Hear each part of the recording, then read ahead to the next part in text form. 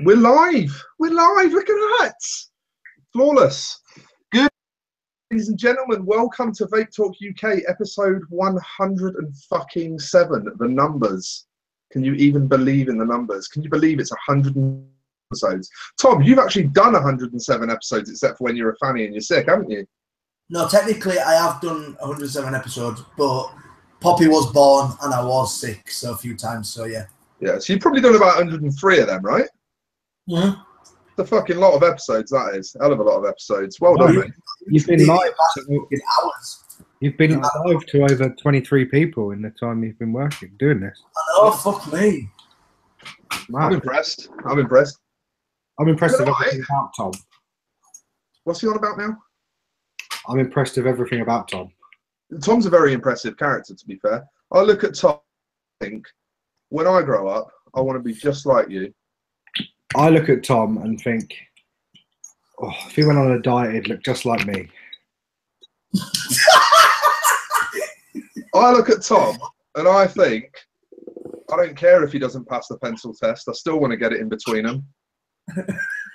I look at Tom and think, if my mum looked like him, wow. You'd have some better genes. Yeah, fair enough. There'd be an excuse for my genes. Yeah. So, aside from talking about the magnificent man mountain that is Thomas Wood, we're doing something a little bit different this week, aren't we, boys?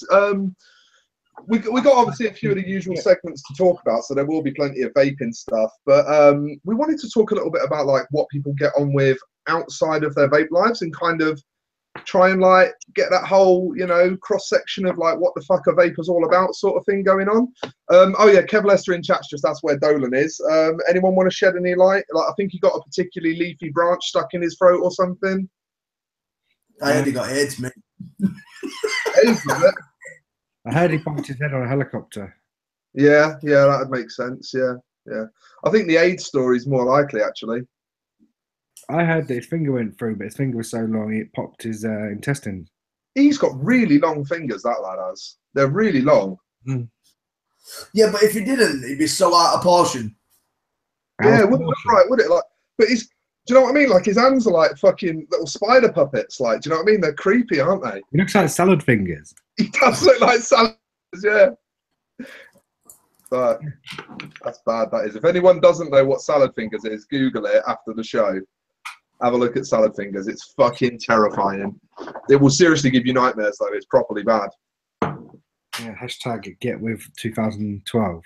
No, is that 2002 probably? Yeah, it's like my first internet connection was back when I was watching Salad Fingers, man. It was a Dave Firth series, wasn't it? The same guy that records all the Devo videos. So if you don't know who Devo is, you're also a twat. Yeah, Devo's fucking brilliant. That's comedy genius.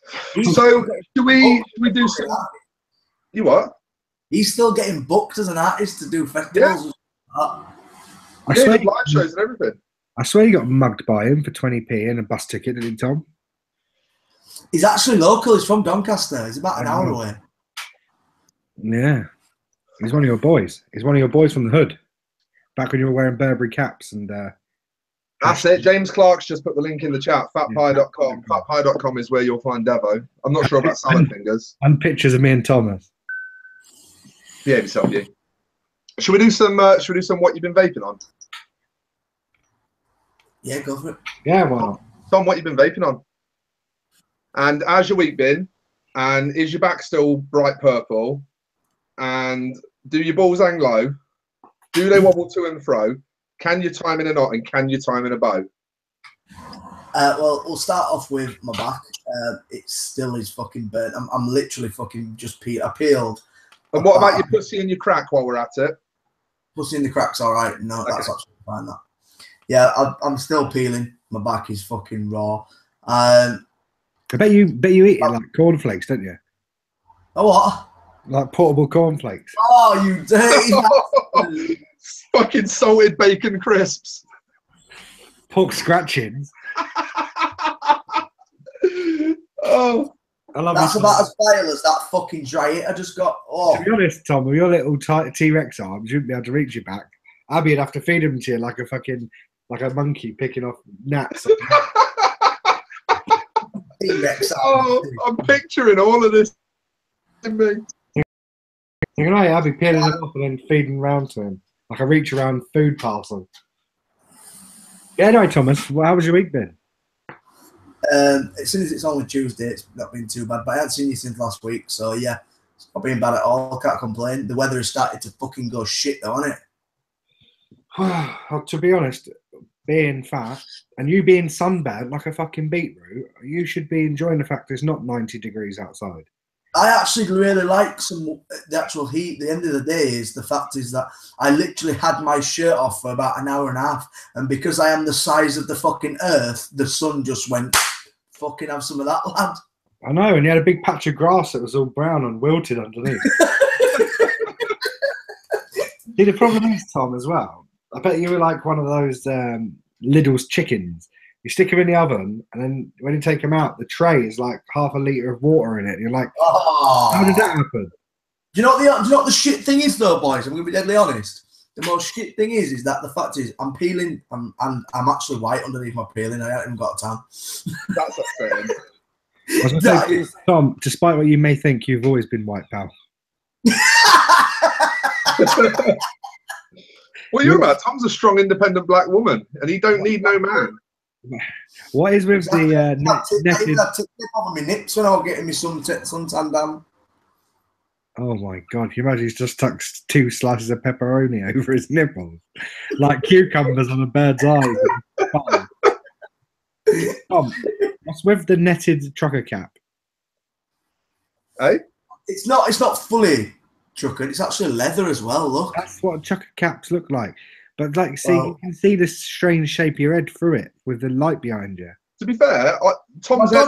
Look at my fucking hair. I had an haircut in about fucking 2 weeks, man.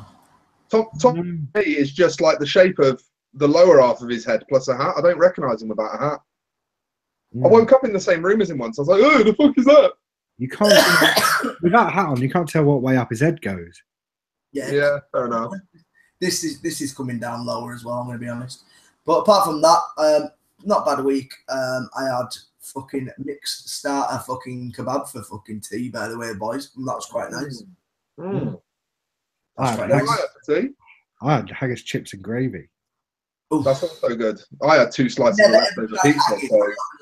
I've never tried haggis. Haggis is banging. It's like spicy sausage and oatmeal. Yeah, haggis is fucking mint, Tom. You should get on that, mate. Never tried. It's never been sort of something I've gone, oh, that looks tasty, because let's be realistic, it doesn't look the nicest. It looks like cat food, but it tastes like heaven. You know, like, you ever had like mince samosas? Yeah. It's like that texture inside, but it's like spicy like a samosa sometimes is. But it has like oatmeal in it. Oh. Well, I'll have to crack onto that. Yeah. I'll give it a Tom, blast. I heard you vape. I do vape. I sometimes do vape. I'm on that. I have not put this setup down since Expo. I have not. It is my daily fucking carry. No shit. It's my daily carry. That's all I use. Not nice though. I've converted you to mouth to lung. Bro, the mass amount of people that have actually gone over to mouth to lung, and I'm seeing it massively from your sort of what you'd call experienced vapors, or you know what I mean. A lot of people are going back and doing the full circle again. Salisbury Clouds dickheads, yeah. Yeah, I'm doing that. But saying Cloudsbro, I've got my trusty Black Chrome Empress as well. With it's called Jokes on You Legends. This is no shit. This is no shit. This is my very first 10ml bottle. Really? Wow. I've been smashing the 10 mils. I'm not on any today, but I've been fucking caning my way through Manabush again. I don't touch 10 mils. Fuck that. They're all right in mouth to lungers though. You're only, they're only good for one thing: sitting next to your penis when you're taking a dick pic to make it look bigger. Yeah, you like tell him it's a 100ml bottle. Yeah, exactly. Yeah, I get you. But when you can't read actually.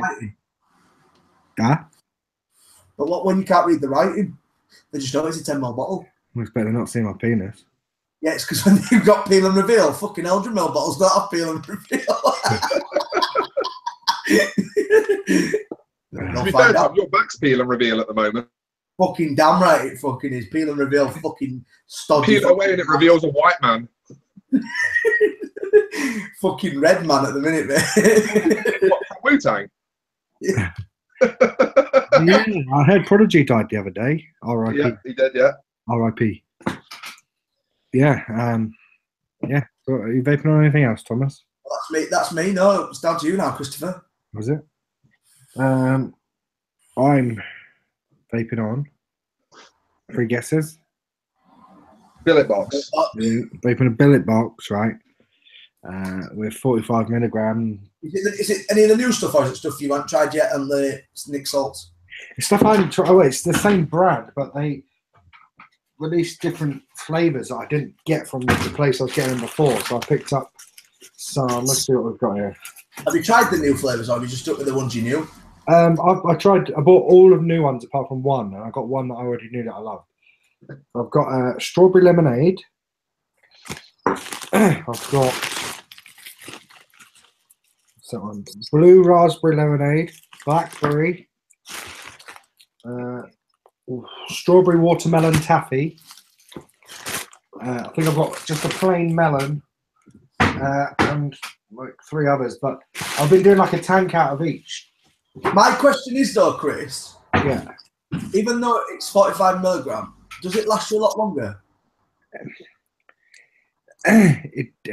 In a way it does, in a way it doesn't. It's mainly because it's I'm using a Nautilus BVC coil and a Spire BVC coil in it.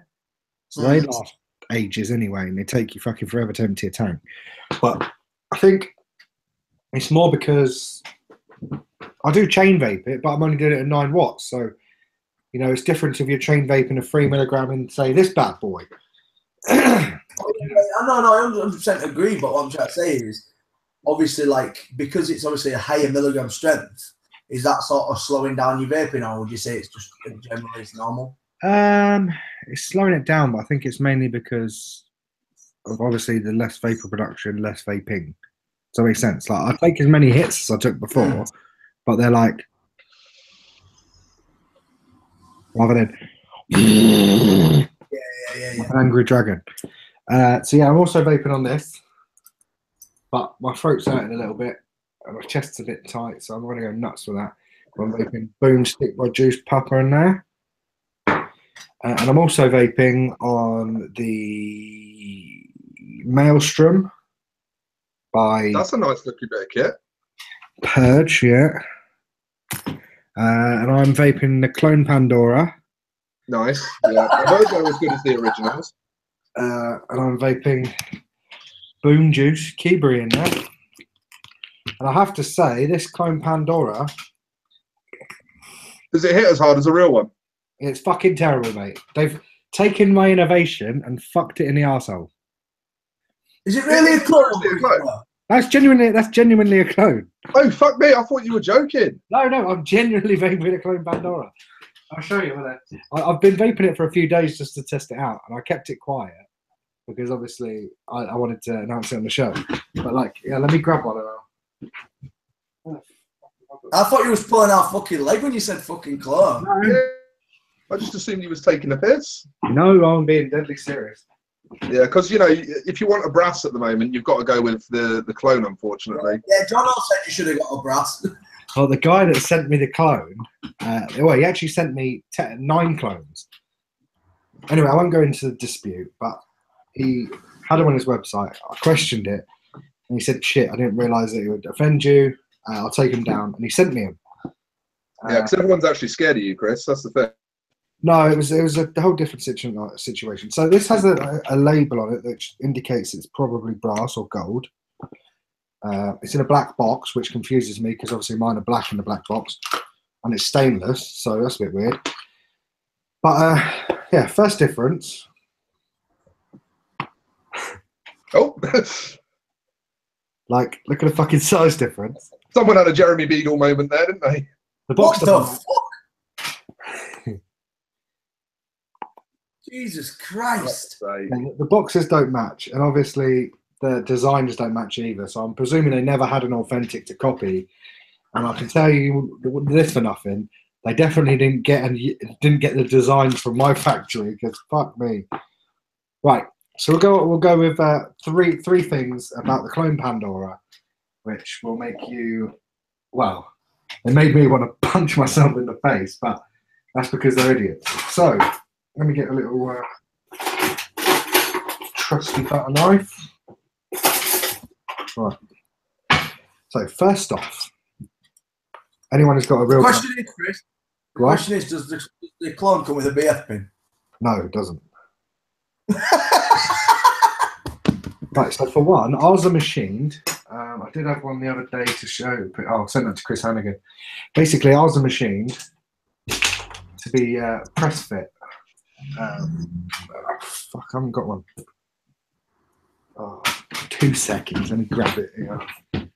Right, so mine you can't really see, but the innovation is in the airflow. So the air comes in at the side and goes round, etc., etc. So if you look at the base of mine, I don't know if you'll see this. Can you see that slight ring goes through the logo and the number? Yes, I can see that on mine. I've got mine here. Yeah, so that ring is where it's press fit. It's machined to like the micrometer. So it press fit so that you can have that airflow tunnel underneath. What these fucking idiots have done, for one, they've made it so that the post just screws into the 510 pin and this bit just falls off. What they've done, yeah, what they've done is they've actually made the air holes right above the air holes. You see that? Fucking shit. Yeah. Not even trying. So they've taken my innovation and completely fucked it. There's 2 other things I need to show you. For one, once you take the pin out and take the base off, they've actually machined it so it could be right. Right, get this. So they've made the inside square, which means that it doesn't have a tunnel to follow, which is a bit redundant because obviously that's why it was designed the way it was. But these pins are fucking so long because obviously they go all the way through. Let's take this fucking thing out. Come on, you can't. There we go. So they've actually made the base square, right? So in theory, they could just turn it and it would actually work. But they haven't assembled them like that. They've assembled them so the airflow is right by the slot. So they could... Oh, for fuck's sake.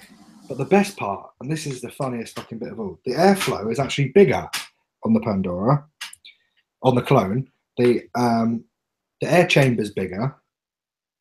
What the fucking idiots have done is they've obviously looked inside and seen this little round lip here, yeah?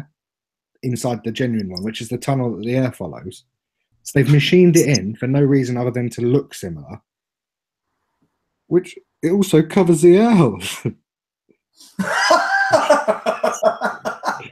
So on the inside, the air holes are fucking like as big as a Pandora, but inside, on the outside, they've machined it so it covers the air holes. So what a fucking... So the air intake is bigger. The air tunnel is bigger, but they've restricted the airflow to the deck. So it's the biggest bag of shit I've ever seen in my life. And I thought I owe it to myself to vape it to see if it's better than my product. And I tell you what, it's categorically not. So, not that you're in any way biased, of course. Not that you would ever give a loaded opinion. Oh, yeah. If anyone in the show wants one, I'll send you a clone. You can try it out. Have you got a brass one, mate? I could really do with a cap off it. No, they don't fit. They haven't even machined the caps. For fuck's sake! What? Whose dick have I got to suck to get a fucking brass Pandora? Mine in about 2 weeks. I'm fucking sick of this, mate. 2 weeks? Sorry, 2 weeks? So, let's talk. Yeah. There's currently some others in production at the minute. In naval brass and copper. And brushed stainless. Oh, also, yeah, that's another fucking thing. The clones, they're mirrored, they've like half mirrored the fin section, even though the fins aren't done right either, but we won't go into that. It's not the Pandora show today. But fucking is over. They've half mirrored the top and then brushed the sides. So it doesn't even matter. You know why that'll be?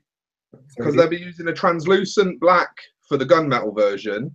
And by doing that, when they spray the translucent black on it, it'll create that two-tone that the gunmetal's got. Yeah, well, they fucked it anyway. Destination fucked it. Just absolute cunt. So anyway, yeah, I'm vaping a clone Pandora. What are you vaping, Stu? I'm on the bow again, mate. I've been fucking around with it. I've blocked off the side airflow so that it gives a tighter drag, and it's just fucking delicious now. I only did that just before the show. It's fucking beautiful now. I'm really addicted to these, the Blue Pod lemon cream flavor. And that is just fucking doing it for me. That's 16 milligram in there. But I found out how to fill them. And a very, sorry? Found out how to hack it? Yeah, to refill it. And a very kind and beautiful soul has mixed me up some 30 milligram menthol. And I'm just going to smash the back out of my throat with some 30 milligram menthol in this. So that's what I'm going to be. But for now, I'm on these lemon cream pods. Then I've got my BMI Nova on the Therion 166. I've just rebuilt that with some stainless steel flat wire. And that's fucking feisty. And on that, I've got, Tom, do you remember that stuff that I bought to Expo, that nice cream that you'd never heard of? Oh, yeah. Yeah, I've got the Blue Raz Cotton Candy one on here. Fucking delicious. That is properly nice juice, that. It's funny how they're the ones that define it as nice. Well, do you know what? They're not wrong. They're not wrong. It is fucking delicious. It's like, it reminds me a bit like Cool Raz, but with like vanilla undertones. Properly good. It's nice juice. I've tried it. It is really nice. And then I've got the Triple X back out because I've not had it out in fucking ages. And I've put a 24mm brass slam cap on there from Endless. And then the drip tip, the original drip tip off the Nova, because I'm not using that at the minute. So I've just got this like all RAS fucking dick looking horrible piece of shit. Like it looks fucking nasty. The Triple X looks really nice with the hourglass. With the hourglass. Yeah, it does look nice, but the hourglass is 25, so it does leave a little bit of a lip over it. This is why you buy the 25mm top for the fucking Triple X. I just fucking can't cope.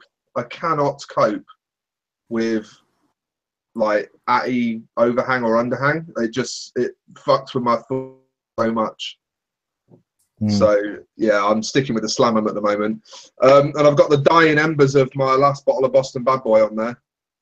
But we're getting this in stock at the shop, so I will have regular access to it again soon without having to pay postage on it. Thank fuck, because that's like, that changed chocolate vapes for me, that Boston Bad Boy. It genuinely did change chocolate vapes for me. I never found one that I thought was even, I actually fucking liked vaping. And that is... I think chocolate's really hard to replicate because it's synthetic, isn't it? It's a very synthetic concentrate. I think the thing is with this, like, the donut kind of just does something to reinforce it. I don't know, there's something about the way it goes together. I've tried Golden Ticket Denby, we stock it at the shop, and I fucking hate it. Like, I vaped about 15 mil of it thinking I was really enjoying it and then didn't like it. So yeah, that's me this week. I'm on 3 as well. Should we should we get into main topic? Should we do some main topics? No, we have some news. Oh yeah, we've got a little bit of news, haven't we? A little bit of news. Is it just mine, or have you guys got some bits of news? I don't have no news. Well, I do have news, but I'll save it for the boner board. Thomas, have you got any news? No. Okay, so I wanted to just briefly mention, I've not bothered getting any pictures for this or anything. It is literally just a brief mention. Going around on Facebook groups, you know that new Wismec mod that's got like the fucking roll cage around it? You seen it? Oh yeah. The skeleton, the one that I put on the border board that like fucking... Yeah, that thing. Yeah, it looks like an RX-23, but it's got fucking like a roll cage, as if it's a fucking dirt car or something. Somebody posted literally just like the cage still intact, and then just the melted remains of the mod inside. Exo, that's what it's called. Apparently, and this is on hearsay at this stage, but there was a lot of uproar about it, so it felt worth talking about. Apparently, the 510s on them aren't moisture proof. That goes under and gets into the 510 just drops straight down into the mod and gets into the electronics. Now, with Nick, that's a bit fucking big mistake for Wismec. I mean, they've already got a questionable reputation as it is. Let alone release Have they though? Have they? I think so. I think there was a lot of controversy with the sort of uncertainty of how safe the cricket was. Controversy, certainly, but it was well made. Oh, yeah, don't get me wrong. It was well made, but it was sold so cheap that a lot of idiots were buying it. That's the problem, yeah. Yeah, that was a real issue.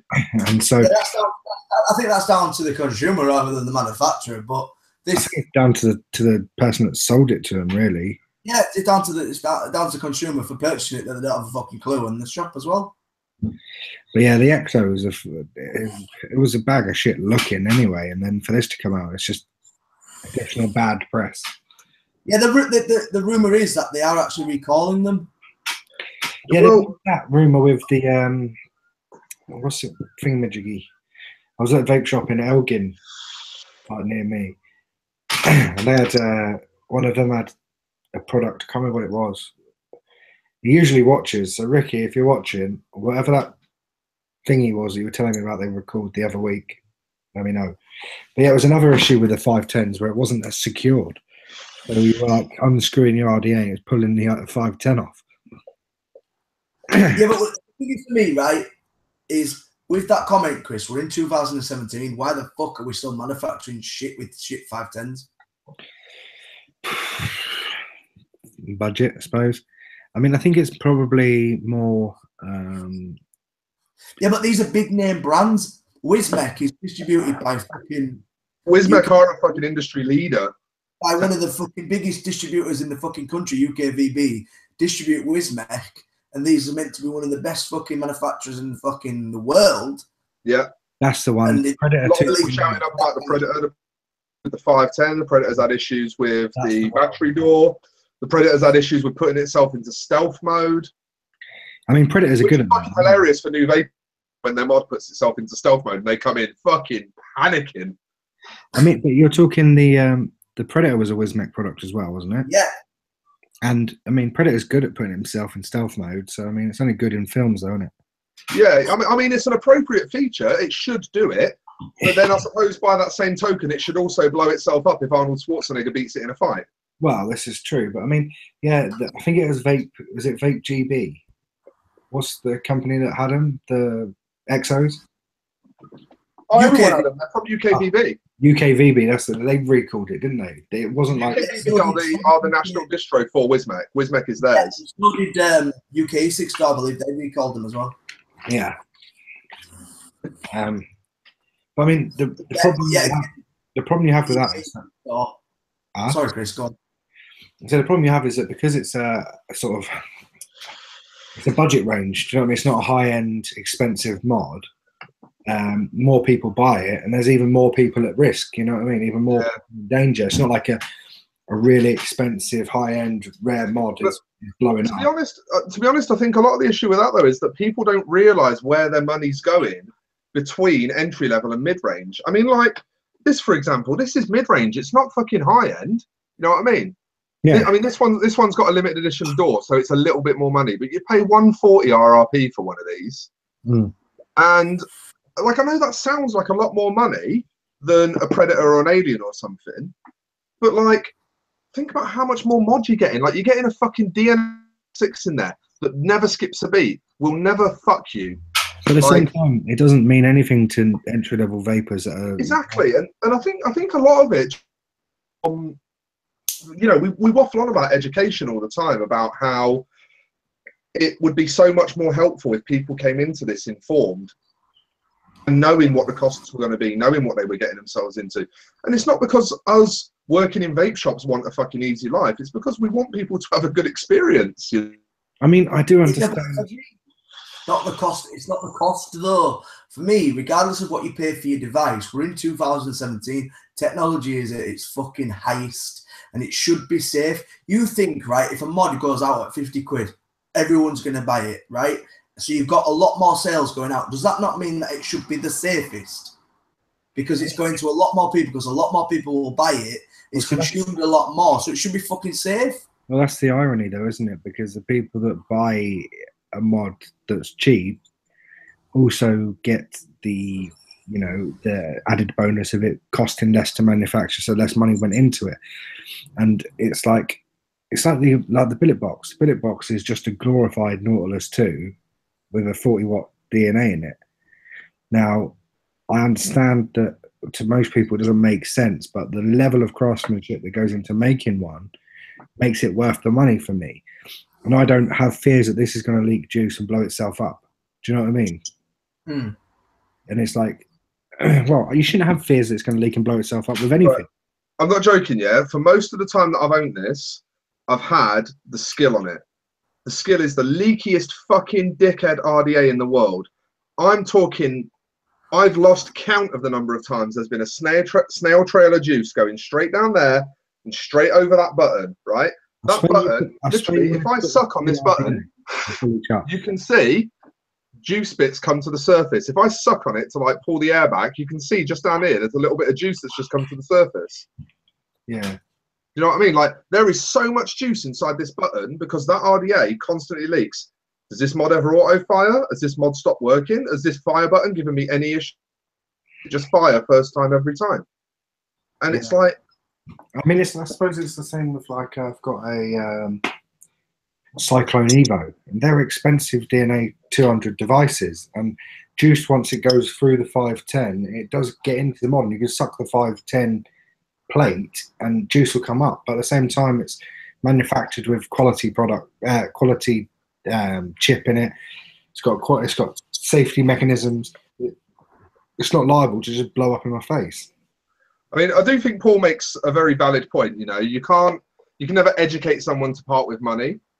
No, absolutely. But like, the other side of me thinks you can't educate someone into parting with money. No, people come in willing to spend a certain amount available and wanting to get the best they can for that money. Totally accept that. But like, you can educate people to be aware that what they want, what they want performance wise is much better being saved until they've got more money. You know, instead of just jumping in at high performance at the lowest price they can get in, if you want high performance, hang about till you've got 150 quid to spend on a mod, and it'll be worth it. And do you know what? Not even 150 quid. The fucking VTI 200, I've got one over there. They're like under 100 quid these days, and it's a DNA 200 lipo mod. Fires down to 0.1. But do you not think in this time, a lot of electronic stuff is designed not to last? How many times have you bought a fucking washing machine because it's bust out after fucking 2 years? Or you've got to buy a phone every fucking 18 months because it's not working like it used to. What do you mean fucking 2 years? They usually break about 3 minutes after the warranty ends. Exactly. So do you know what I mean? I believe that a lot of stuff, especially in electronics, they're built not to fucking last because you constantly have to buy the newest version and stuff like that. So yeah, it's called integrated redundancy. Yeah, absolutely. Yeah. It's designed. Do you think they're not doing that with the fucking vape industry then? I mean, this is the thing. Like, this is why when you buy a MacBook, they're built to last. I mean, yes, some of the technology will be outdated, but you know, I had a fucking 2012 MacBook Pro, and it was faster than the computer at work that cost 5 times as much. So, Bradley Digby Clark has just put in the chat, people who started off vaping don't want to spend 100. Quite right, but people who have just started vaping shouldn't be buying high-performance sub-ohm devices anyway. It's not going to keep them off the fags. Paul Harrison's posted about this countless times, about how when you're coming off the fags, you need fucking nicotine. And if you're having high nicotine, you can't have a high-performance sub-ohm device. You can't have them both. You need a fucking cool and half the time high-nic devices are cheap anyway, by design, because they're so easy to make. Yeah, and that's the thing. You're talking some of the best manufactured products, like the Nautilus coil specifically, but the Nautilus is fucking incredible, and it's less than 20 quid. The problem is that the popularity of vaping has created an arms race to provide products that should have never existed. Back in the day, if you wanted power, you couldn't get it on the cheap. Look at the sports car world. Can you get like 250 plus horsepower on the cheap? And if you do, is it safe? You know what I mean? Like, not. Are you gonna buy some banged out old M3 for like £2,000 that's fucked and is probably a death trap? Or if you want that kind of performance, if you want 155 miles an hour and 0 to 60 in 10 seconds, are you gonna spend like 8, 9, 10 grand on something that's newer, safer, and in better condition?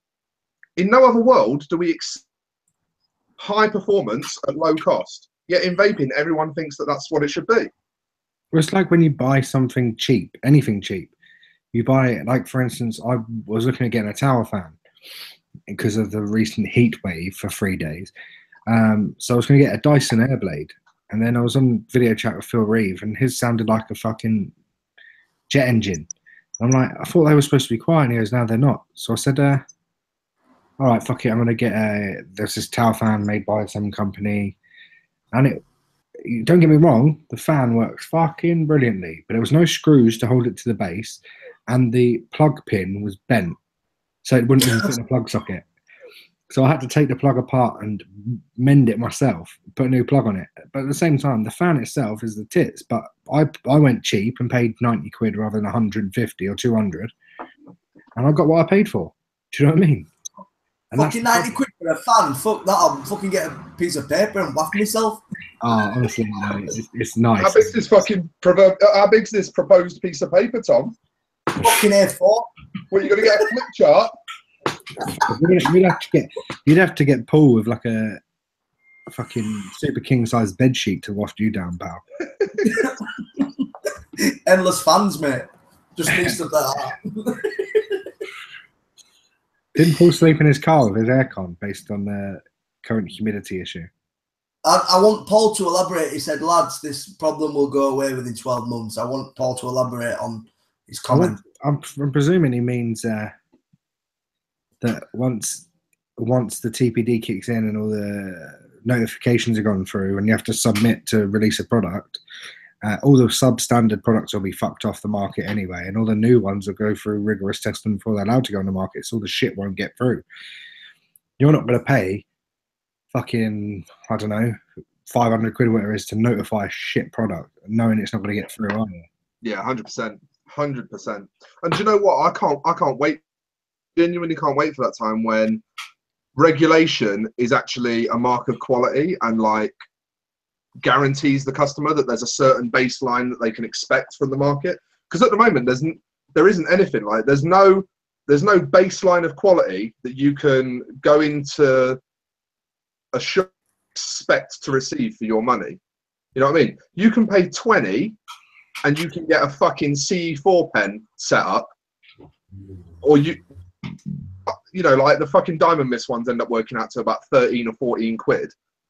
But for like an extra fucking 4 quid, you can get an eye care.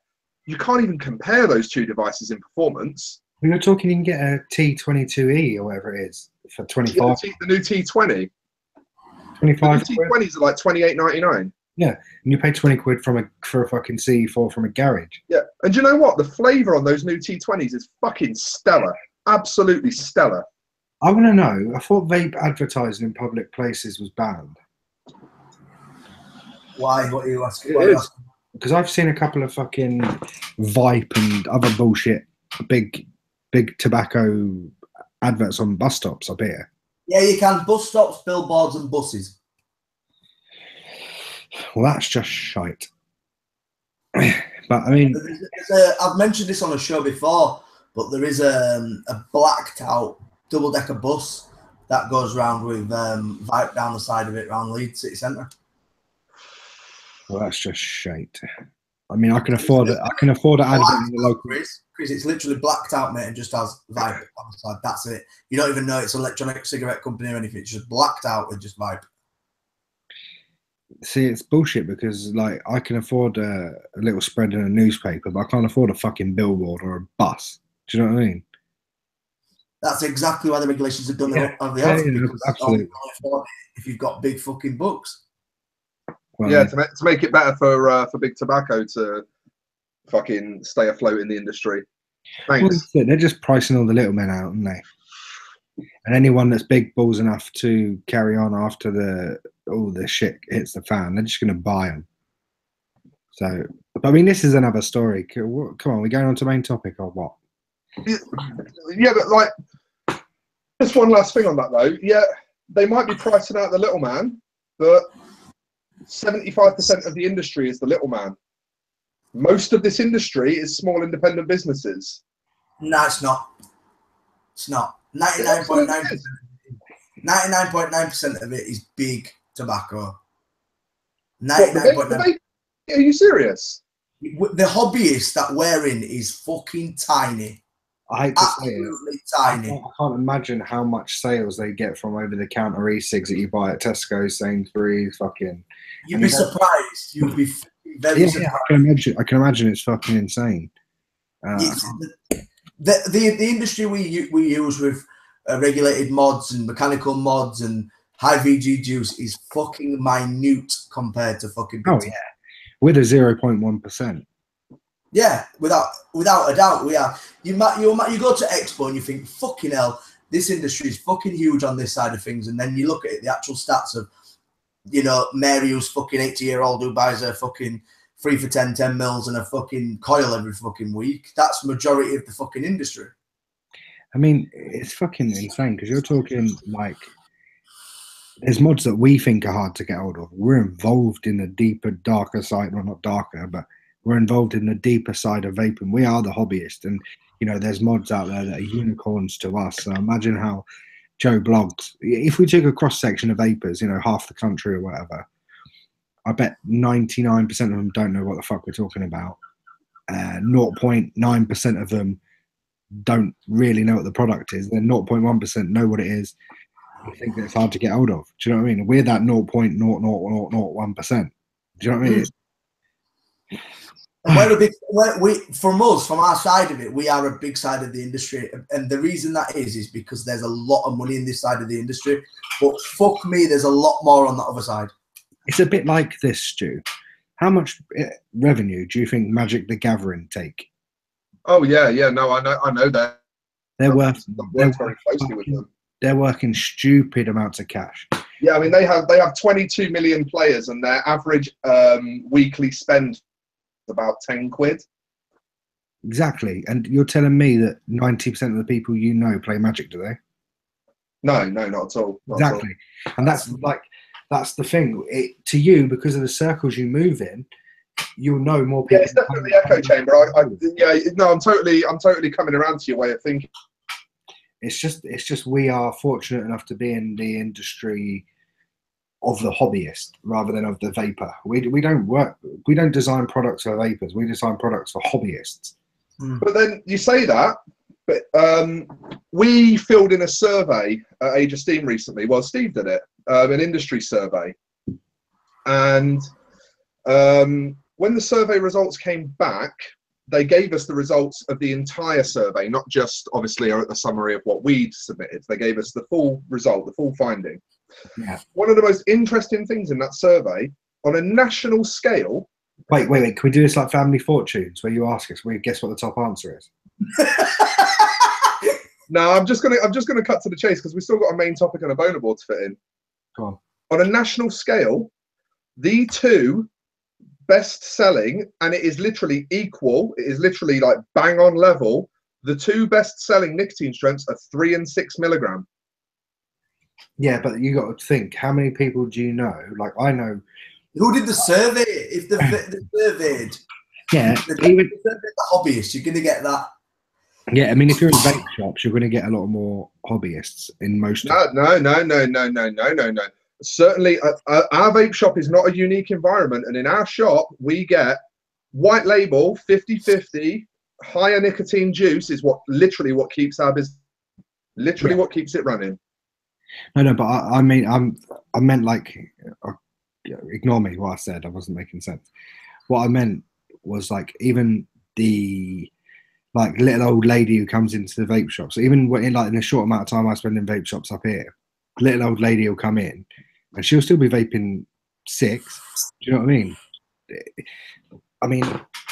I'm telling you that the highest. I'm just going to take a punt here. It's got to be the highest 12. selling juice has to be 12 tobacco or menthol. Absolutely. Do you know what? While we're on air, it's worth spending a little bit of time on this. While we're on air, I'm actually going to pull these results up. I'm gonna grab my mail app and I'm going to pull these results up. I would love to know who they actually surveyed because there's so many variables. There's so many variables. How many people were? Bear with me a second, guys.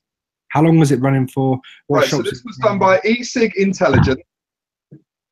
And it says here, eSig Intelligence carried out an online survey of dedicated vapor industry retail stores between April and May 2017. So it was a month of sampling. Stuart, the first thing there that you've said is online. Majority of your people who buy 12 milligram and 18 milligram do not shop online. No, no, Tom. The survey was done online. Yeah, you're telling me that a 17-year-old lad who enters a survey that might win a free bottle of juice or whatever, 18-year-old, sorry, 17, I don't know where that come from. A 17-year-old lad who you say, "Oh, fill out this survey online and we might you might win a bottle of juice or whatever." No, guys. They surveyed stores and asked stores about what their customers' buying habits are. You're telling me that your store sells more 3 milligram than 18? Yeah. 6 online store. 3 and 6 are our best-selling strengths. You what, Tom? Online? Is it online stores? No. It's brick and mortar stores. Right. Filled in the survey online. So you go online to fill in the survey. That's all. That's all the online bit is about. But then again, I know for a fact that the majority of people who are fucking buying 18, 12 milligram menthol and tobacco ain't got fuck all to do with going online and filling out surveys. No, they're not. It's out the survey, Tom. It's the shops filling out the survey. So it's a sample size of 500. So 500 shops have gone on, filled in this survey and told these people about their customers. Okay? That's what's happened. So I mean, I don't know. I'd think 6 and 12 would be much more safe. Nicotine strength, 3 and 6 represent most of sales, with being closely behind. Okay. But 0 and 1.5 are the lowest. Yeah. 10 ml bottles are the highest by far, with 30 ml bottles making up just over half the sales that 10 ml bottles make up, and 60 ml bottles making up only 10% of sales. And then I don't know how legit this survey is. I honestly don't believe it. In flavor spread, 24% fruit, 22% menthol, 16% tobacco, 16% dessert, 14% sweet, 8% beverage. Can I just say, Stu, do you like Marmite? Yeah. Tom, do you like Marmite? I have to be okay for it, but yeah, sometimes. Yeah, I like it sometimes. So in this survey, 100% of vapors like Marmite. Yeah, but that's a sample size of 3, not 500. No, but you're talking 500 people do not accurately represent the 2.8 million vapors. 500 is definitely a small sample size. I'm not saying that it's 100% accurate. I'm saying it's interesting, and I'm saying that the figures, when you look at them, don't always match up with what you expect them to be. I wasn't saying that this survey is right at any point. I was saying that this survey shows very different numbers to what you would expect, which I agree with. I think the survey does show very different numbers. Yeah, but what I want to know is whether we're wrong or whether the survey's wrong, and I'm pretty sure it's one thing we're all agreed on is that 500 is quite a small sample, not more than 500 vape shops in the country. You know, accuracy isn't necessarily what you can take from a survey that small. What you can take that small is the of a survey. Sorry? Accuracy can never be a key focus of a survey if you're using a focused group. Yeah, exactly. It can work. You know, it's never going to be accurate. It's never going to accurately represent anything. Do you know what I mean? Michael Donaghy, I don't think many shops do 1.5 and 0 Nick. I think a lot of shops do 0 Nick. I think all shops do 0. Tons of 0. Because there's Nick shops. Yeah. So a lot of shops do 0. I'd be surprised if the sales of 0 don't shoot up. Yeah, the thing at the end of the day is, I don't think that's representative of vaping as a whole. No, I just think it's interesting that when you take slices of it, they don't always look like what you expect, and I think that does tell you that you have to question very carefully what you think about the market. Yeah, but if we're going like because it depends on where you take a slice, which is exactly what Chris was saying when he was talking about we're all hobbyists. Yeah, but I mean, like our slice is very different. But realistically, as a hobbyist who designs RDAs, I buy more 45mg nicotine than I buy free. Yeah, which is a really odd. Like, you don't sit comfortably on any graph that these surveys would turn up. I don't fit on any graph, pal. Well, yeah, I mean that's that's a. But yeah, no, it's ball like that. As long as it's a pie chart, I'm involved. But yeah, for me, I don't see it really. But I mean, yeah, as I said, it's just a very insignificant portion of people to survey. Mm. Yeah.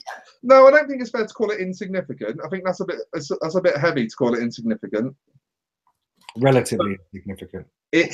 It's definitely too small a sample size to make conclusions about the industry as a whole. If it was Tesco's, just every Tesco store in the country, and they asked how many people buy 3mg versus how many people buy. That'd be zero, wouldn't it?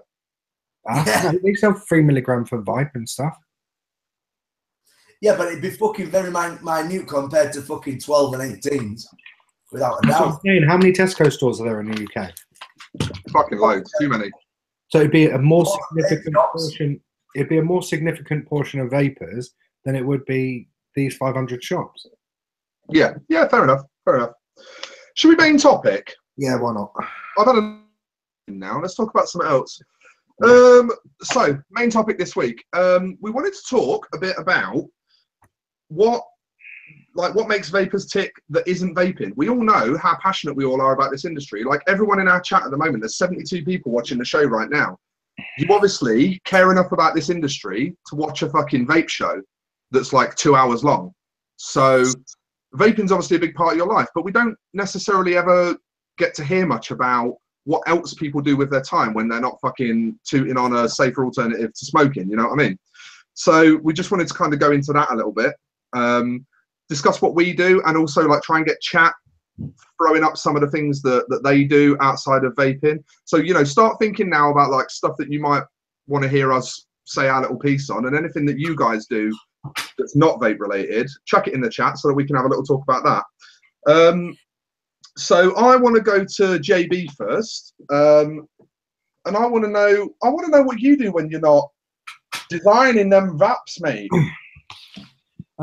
For me, I do a whole host of things. I mean, I look after the kids. No, I mean, for a job, I look after adults with learning disabilities, which may sound a bit surprising to people that know how much of a spaz you are. Yeah. Hey, that's not fucking right, is it? But no, it's more like people who it's hard to be. Like we're discussing one topic every week, and it's hard to be serious about much to do with what we do. We all take the piss. We're all having a laugh, and when we're on Facebook chatting about vaping stuff, there's never really serious conversations about your stance on public health or anything like that, really. So yeah, it's something that I don't really discuss too much because it's no one's fucking business. But that's what I do. I mean, on the side of that, I'm a qualified body piercer. So I used to do that a lot, obviously. That's something I had no idea about you. Huh? That's something I had no idea of about you. Do you still pierce? Something that you completely stopped doing? I trained the woman who is the current piercer in the local shop. There's no actual piercing laws in the UK. In Scotland, there's actually even less than there is in England.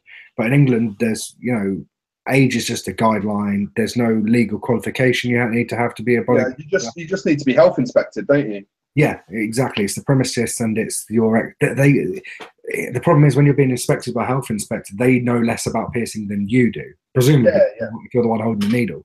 So, dude, it's the same in restaurants, and there's a lot more fucking restaurants than there is piercers. Yeah, that's it. The thing is, you need to, as long as you can prove to them that you know what the fuck you're doing. There's no real laws involved, which is a bit of a shame because it's something that could be regulated more, but there's nowhere near with the healthcare that we have in the UK. So, if you get an infected piercing, it's not the end of the world. It's not like we're out in Africa where you wouldn't get support for that and your infected earlobe would turn into an infected neck, which in turn would kill you. We're in the Western society where that's not an issue. So, I mean, it's not as regulated as it should be, but the piercing industry it's relatively unregulated, so to speak. But yeah, so I trained the local woman that does it here, so she does it, and every now and then she'll message me and ask for advice or whatever. But I don't really do it anymore. I don't have time. What with my full-time job, and then I'm designing products on the side. For a hobby, I design stuff that isn't vape related. Do you? Yeah, a lot of the time I don't really do anything with it. I mean, now I'm in a position where I've got some capital where I can start making some of the stuff I've designed. Yeah.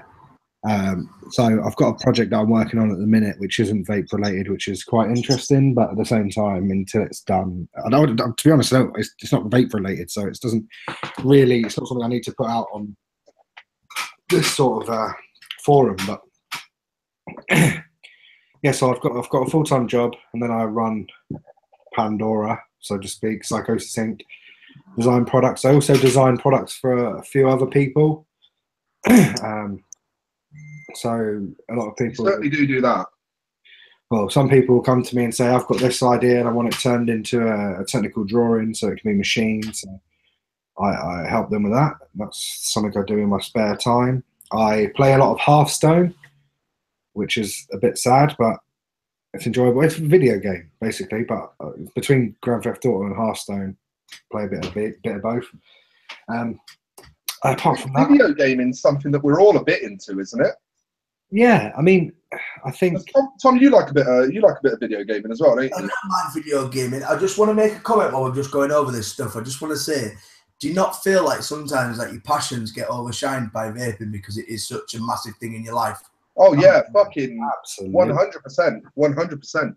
Vaping's definitely not the only thing I'm passionate about. It's the thing I'm most passionate about, by all means.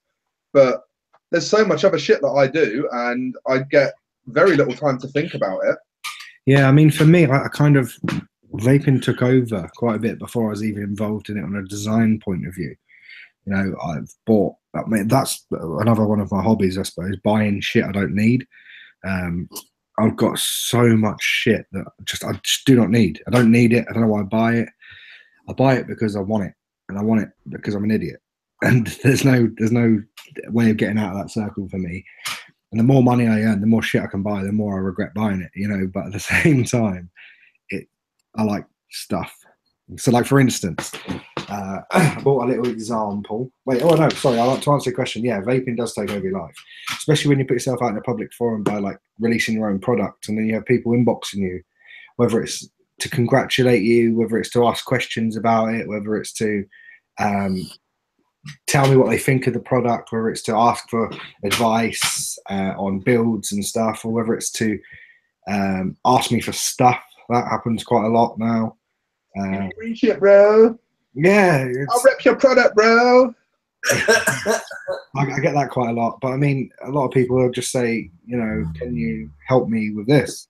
Which is quite nice. I mean, I like helping others, and it's a way of doing it that incorporates something that I really enjoy. You know, I enjoy my job. I enjoy helping other people. That's sort of my background's in youth work. But I mean, for me, it's always been a big part of my life, helping other people. So it's quite good to do it mixed with a combination of being able to do design skill. And I mean, I personally feel that I'm good at the design work that I do. So for someone to say to me, oh, can you help me with this project? And them to give me a pencil drawing and me to turn it into a real life machinable model in front of their eyes they're like, how the fuck are you doing that? And that makes me, as someone who's experienced that, it is fucking incredible to watch someone take a very abstract idea and turn it into something that you can almost touch. Like when you get that 3D model and it's all been rendered up and everything, and you sit and you rotate it around and you look at it from every angle, and like it's almost as if you're viewing the real thing. And that's fucking mind-blowing. Like for me, that whole experience going through that with you, from my first concept through to we've now got a prototype on the, like, it's incredible. Yeah, I think it's also it's almost like a blur when you get into the zone and you're designing something like that and you're having a conversation while you're doing it. So for instance, like there's things, there's ideas and stuff that you'd mentioned and that we found problems with, or we found that ways that it wouldn't be machinable, and you literally, it's problem solving at the same time. It's like, it's like being in an escape room. Have you ever played escape game? It's like being in an escape room, and the only thing you need to do is get this product finished to be able to leave and making something into a reality. Yeah, and it's and then when it's made and sent to you, it's so satisfying to see it. Like my correspondent in China, he'll send me videos of him vaping on my prototypes before I get them, and I'm like, fuck you, buddy. I'm like half proud and half like, fuck you cunt. I spent 12 hours of my life on that, and you're sitting there chuffing away on it saying, oh, the flavor's amazing. I'm like, yeah, that helps when it's in your hand. But yeah, I mean, it's just awesome. And I think the more you get involved in it, like my guy out in China, he's always getting involved in other projects. He helped produce a lot of these spinners when they come out, the authentic ones, and he'd say like, oh, what do you think of this? And I'll say, oh, this could do a change in. And then to see him change his designs for his products that are nothing to do with this industry, being sold to hundreds of thousands of other people that aren't anything to do with me, based on a critique that I gave him, it's quite cool. Like, he's designed an iPhone charger, right, that's got a hollow pin. If any of you, most of you have seen an iPhone charger, it's just like a rounded sort of flat piece. He's hollowed that out so you can put the iPhone charger in Android and iPhones. That's fucking crazy. Awesome. One single thing without changing a head or nothing. It's cool. He gets involved in all sorts of mad shit. But for me, again, yeah, another hobby of mine is buying shit. So I brought some examples. So I bought this wallet. Now this wallet is fucking awesome. It's designed to be the world's first speed wallet. So essentially it's like a magnetic clip that goes round, and then you can pull your notes out, and then you can post them back in, and it's got like these little pull cords. Why have you got dollars in there though? Huh? Why have you got dollars in there though?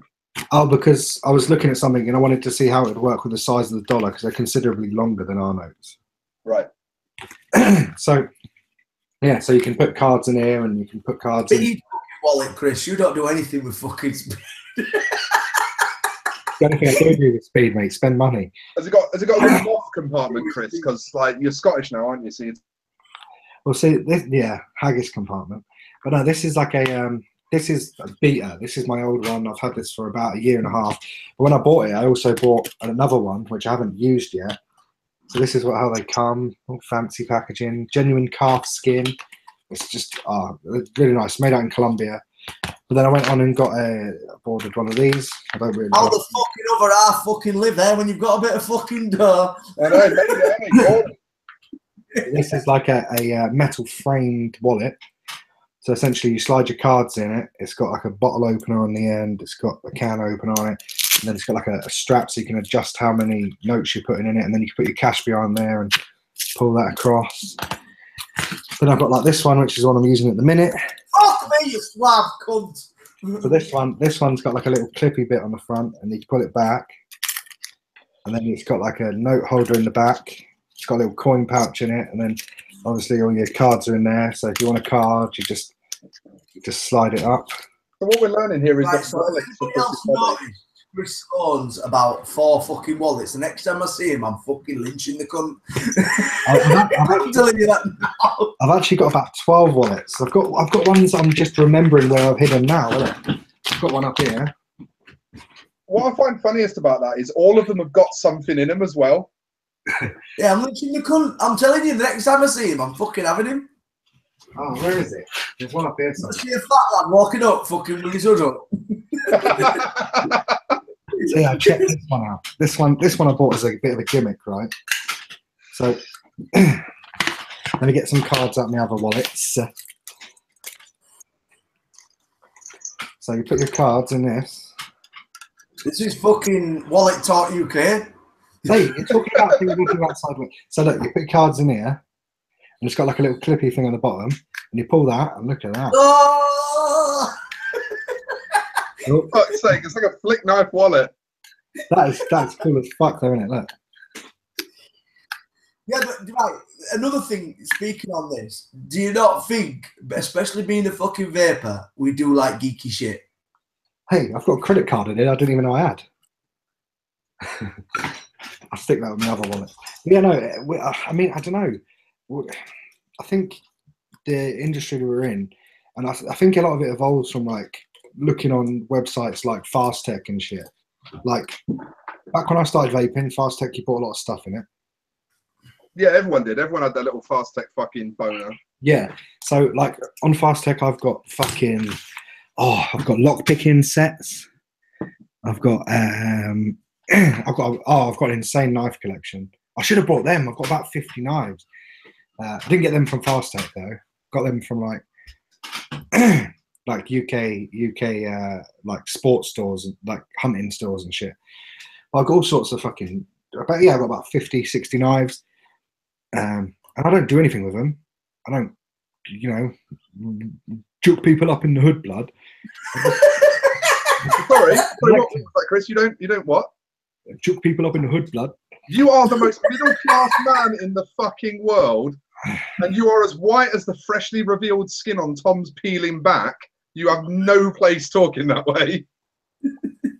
Well, this is why I have the no place robbing old grannies at cash machines. But easy. The connotations of that sentence were a little bit low. Well, yeah. So yeah, I collect knives. I used to collect swords when I was younger. I had some really cool ones, and then some guy who I thought was my pal robbed them. So yeah, I don't collect. As a vapor, you do get shiny artists on a lot of things. I do see that. A lot of people do have quite cool hobbies and different things that you wouldn't expect. Because the thing is, at the end of the day, is you see somebody who's a vapor, you just think, all right, they're just vape. You don't actually think about what they are as a fucking human being or what they do for their kicks and shit like that. You know what I mean? So it's quite nice to know what a lot of people do.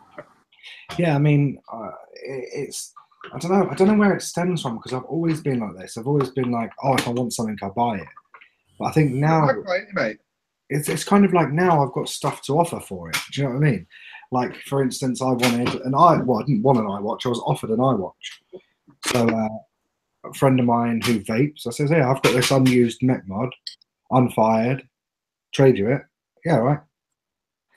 So now I've got a nice shiny iWatch, and he's got a new shiny mech mod. So I haven't had to pay for it. I also collect Pokemon cards. Pokemon cards are dope as fuck. I'm joking, they're my sons. Pokemon cards are dope as fuck, man. That game's insane. No, I don't collect Pokemon cards. Fuck that. Do you know what? The game is way too easy though. I got bored of Magic a few years ago. I'm not playing Magic at the moment either, but this time I'm just on a hiatus. I got bored of it a few years ago, and I started getting into Pokemon for a couple of months. And I played the game for I just watched some tournament coverage, read some tournament reports, bought a deck, literally just bought a whole fucking deck that was like a tournament standard competitive deck, practiced for about 2 weeks, went to a tournament that was like a 60-player tournament and placed third. The game is just too easy. That's because all of your competitors were 6. No, dude. I'm not even joking. I'm not even joking. There was 2 kids in the whole tournament. Everyone was an adult. Competitive card games are not played by kids. They're played casually by kids. Yeah, poker. No, I get what you're saying. I agree with that. A lot of card games are played by adults. Hearthstone is a digital card game, essentially. Do you know what I mean? But yeah, that's not played by kids, especially competitive, because at the end of the day, with competitive stuff, you can make money off competitive shit. Yeah. I mean, you look at Magic tournaments and the prize pools for the Pro Tours are $250,000. You know what I mean? Yeah. Huge money. Yeah, I mean, I don't know. I just collect shit. Like, for instance, at Expo, and I'm not saying any of this is shit, but, I saw it and bought it. So I've got a Trinity tube that I haven't opened. I've got a Triple X. I've got a SOI X. I've opened them and I've tried them out. I've got this Endless Cleaners set. These are all stuff that I haven't put away yet. Do you know what I mean? Chris, you want to try that, mate? I've used it. They're fucking brilliant. But I use billet box all day, every day, don't I? So I've got a Trinity RDA I haven't built. I've got a fucking Admiral. I've got the 25 mil. Do you know what I mean? And this is just stuff I got on or around Expo. And it's just sitting in a bag on my side. So I haven't had a chance to sort anything out yet. When you're working a full-time job and then you're designing products and you're fucking, you know, working 30 hours doing customer service for your own fucking shit. You don't really have time to play. So, you know, Billet Box is my nicotine fix and it sorts me out. But yeah, so Stu, give us an insight into your hobbies, pal. My shit. My main thing since I was about 18 years old has been music, actually. When I was 18, I picked up a bass guitar for the first time, and I'm left-handed, and I was broke and I couldn't afford a left-handed one, so I picked up a right-handed one and just learned to play the wrong way. And I don't mean like I did a Jimi Hendrix and like reversed the guitar and restructured it so that it worked left-handed. I mean, I literally learned to play right-handed. That's easier, though. It's easier, isn't it? What, bass? No, playing right-handed. Not if you're left-handed, it's not, mate. That's what I was getting at. It's easier for me. So I ended up then joining a band when I was 19 and touring with that band until I was 23. And it was like a proper like metalcore band. Like we were really into like Killswitch Engage and All That Remains and all that stuff. Like really, you know, the kind of more popular end of heavy metal. And during that time, learned to sing a little bit. Like again, mostly like in metal. Not, you know, I'm not like a fucking soul singer or a jazz singer or anything like that. And then from there, after I quit that band, learned to play drums as well. So like I pretty much play all the instruments that form a rock band. But my main thing, I mean, as you've probably seen when I've been turning around, is guitar. Like I've always got, huh? Wouldn't it be like John Mayer, one man army?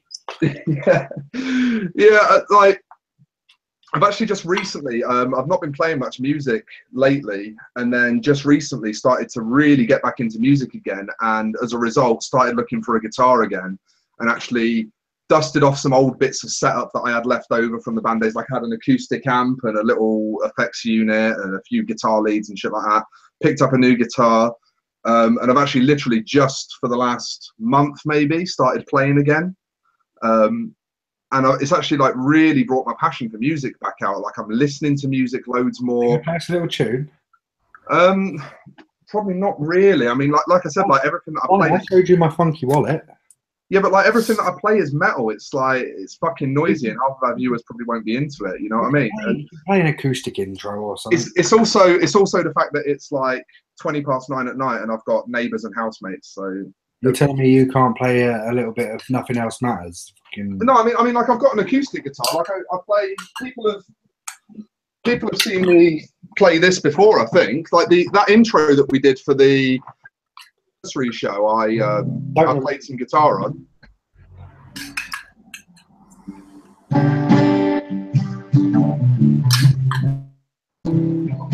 Come by art, please.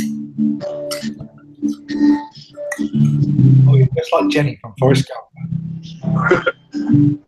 But acoustic's just something you noodle on for me. Like acoustic isn't something that I fully take seriously. Like it's more just a thing to sit there and do for because heavy music is really where my passion is. Like the electric is really what I want to be on, you know what I mean? But it's noisy and it's loud. You can't get your tone right if you play it quietly. So you have to play it turned up for it to sound right. And then at the point that you're playing it turned up, like you have to just play it during the day. You know, you can't sit there and practice in the evening. Yeah, like Golden Vape's saying, like acoustic is for writing songs on. Yeah, you know, you like work out chord structures and stuff. Oh, it's fucking Ed Sheeran's made a multi-million-pound career out of it. Whereas like when I pick up this, I mean like, oh fucking hell, Lee just got trapped under the acoustic. When you pick up this, you break stuff. I mean, like to give you an example of just how noisy it is, it's like. That's the noise. It's like loud as fuck, you know what I mean? Like you can't play it conservatively and considerately of your neighbours, you know what I mean? It's fucking angry. Fuck the neighbour. But yeah, that's really been a big thing for me recently, like getting back in touch with music. And I don't just listen to heavy metal. Like no one just listens to one genre of music. Like I'm really interested in hip hop as well. So because I started getting back into music again, I then started getting back into hip hop, which then brought me back to like the battle rap scene and King of the Dot and Don't Flop and stuff like that, which is something I used to be hugely passionate about. I think me and Tom both reflect that. Tom used to be a battle rapper himself. Gatlin, yeah, we remember those days. Yeah, but I mean, I love not talking about them days. I was fucking young. Yeah, I love battle rap. I love hip hop. You know, it's a real thing for me. Is very much sort of. If you said to me, Tom, do you want a rack of unlimited music or the TV? I'd instantly turn the telly off and take the music. Tom, if we said you want a rack of unlimited music or a rack of slow roasted lamb ribs, you'd pick the slow roasted lamb. What would you do if I asked you to battle me right now, though? I'd refuse. Do it. You'd refuse? Blank refuse to battle. Refuse to battle me? I'm a 29-year-old father who does not battle rap. Even if I was like, Tom, your years of spitting are way back fars. The only bars in your mouth now, they're made by Mars. You wouldn't have anything to say to that? He would say, what the fuck is that? Mate, my battle rapping skills, like, I'm not, I'm definitely, assuredly not a battle rapper. I will say a lot of battle rap, especially with his more spoken word, a lot of people are into the spoken word. And yeah, people like Marlo and Shuffle T, people like Mark Grist, you know, like if anyone's interested in battle rap, check those people out because they're fucking amazing. But they are very much more spoken word artists. They're not really battle rappers. I think a lot of battle rap these days is spoken word because a lot of it's done acoustic. There's no backing tracks. Yeah, it's a cappella, yeah. It's not 8 Mile, you know what I mean? Yeah, I mean, like Don't Flop are starting to get more into beat backed stuff now. They're grime clashes. The grime versus hip hop stuff's really interesting. Where like one MC chooses the grime beat, and they both have to MC over it. Don't Flop might not even be a league soon anyway, but that's another. I know that's going down the fucking pound, but that's a different. Yeah. But King of the Dot's still doing well, isn't it? King of the Dot's still. BattleRap.com. I mean, yeah, King of the Dot's massive, but it's also very, very Americanized. You know, it's Canadian, but it's very American. Yeah, for sure. Yeah. And I mean, when it's spoken word, it's not quite the same effect as having a dirty Wu-Tang beat. Do you know what I mean? Mm. When it's a dirty Wu-Tang beat, or you're rolling down the street in your 6-mile, like, you know, you're talking. There's a level of authenticity to it. Whereas spoken word, it doesn't. Very much new style though. Definitely the most. Oh yeah, I think that there's a lot of. I've got a lot of respect for the craftsmanship of the American battle rappers, but at the same time, it's just not the same when we don't understand all the jokes and.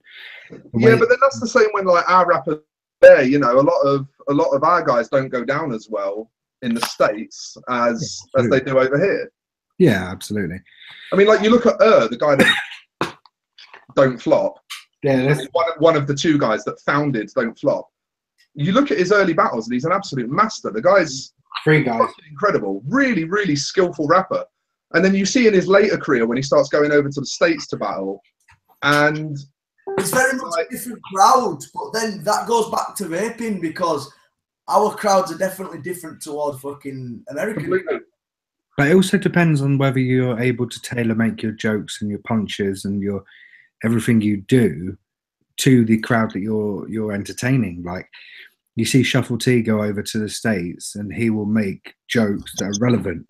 You see someone like, I don't know, what's his face? Kangaroo Dan or whatever his fucking name is. The guy that come over from the States and he battled.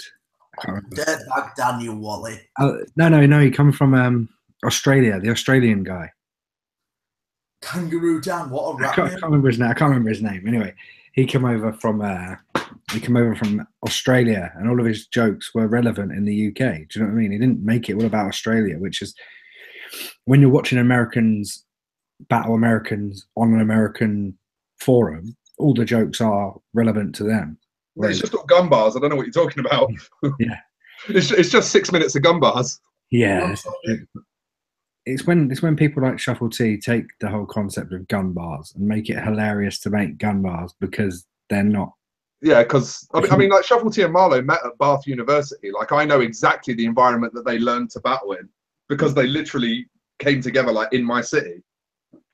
Yeah, so that they're probably a bit strange too. But no, I mean, I've spoken. You like your painting? Yeah, that's my other big thing is art. I've painted for over 20 years now, professionally for a lot of that. I've always sort of taken commissions, and when it really took off for me was when I found a way to cross over magic with of mine for a lot of my adult life, as in the card game Magic the Gathering, which we've mentioned before on the show, and painting, and I started customizing magic cards for people and found that they fucking loved it. And I mean, I've got a few things on my wall now, like this is a painting of Zidane from Final Fantasy IX that I did on a card. I've got the front cover from Indiana Jones and the Temple of Doom.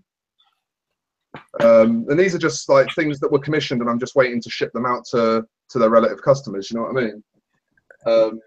I've got this like landscape that I did, which is fucking terrifying because the card that it's actually on is worth several £100s, and like much more than the painting that's on it. And then there's like work in progress stuff that I've got, like I make these little digital mock-ups to show me what I've got to paint, and then that's like the pencil drawing beside it of how it starts. That's a good example to see sort of what goes into it. And that like really brought out my passion for painting, realizing that I could cross it over into one of my other hobbies. And to be honest, that's kind of, for me, I've always found that if I can marry two of my hobbies together, that's when I'm most happy, because I feel like I'm sort of having my cake and eating it. You know what I mean? Like Chris, you were saying about how you really enjoy helping people. So a lot of the other things that you do, whilst the act of doing that thing is pleasurable to you, helping someone else whilst you're doing it makes it better for you. Yeah, absolutely. I mean, I think you should paint me like one of your French girls do. I'd love to.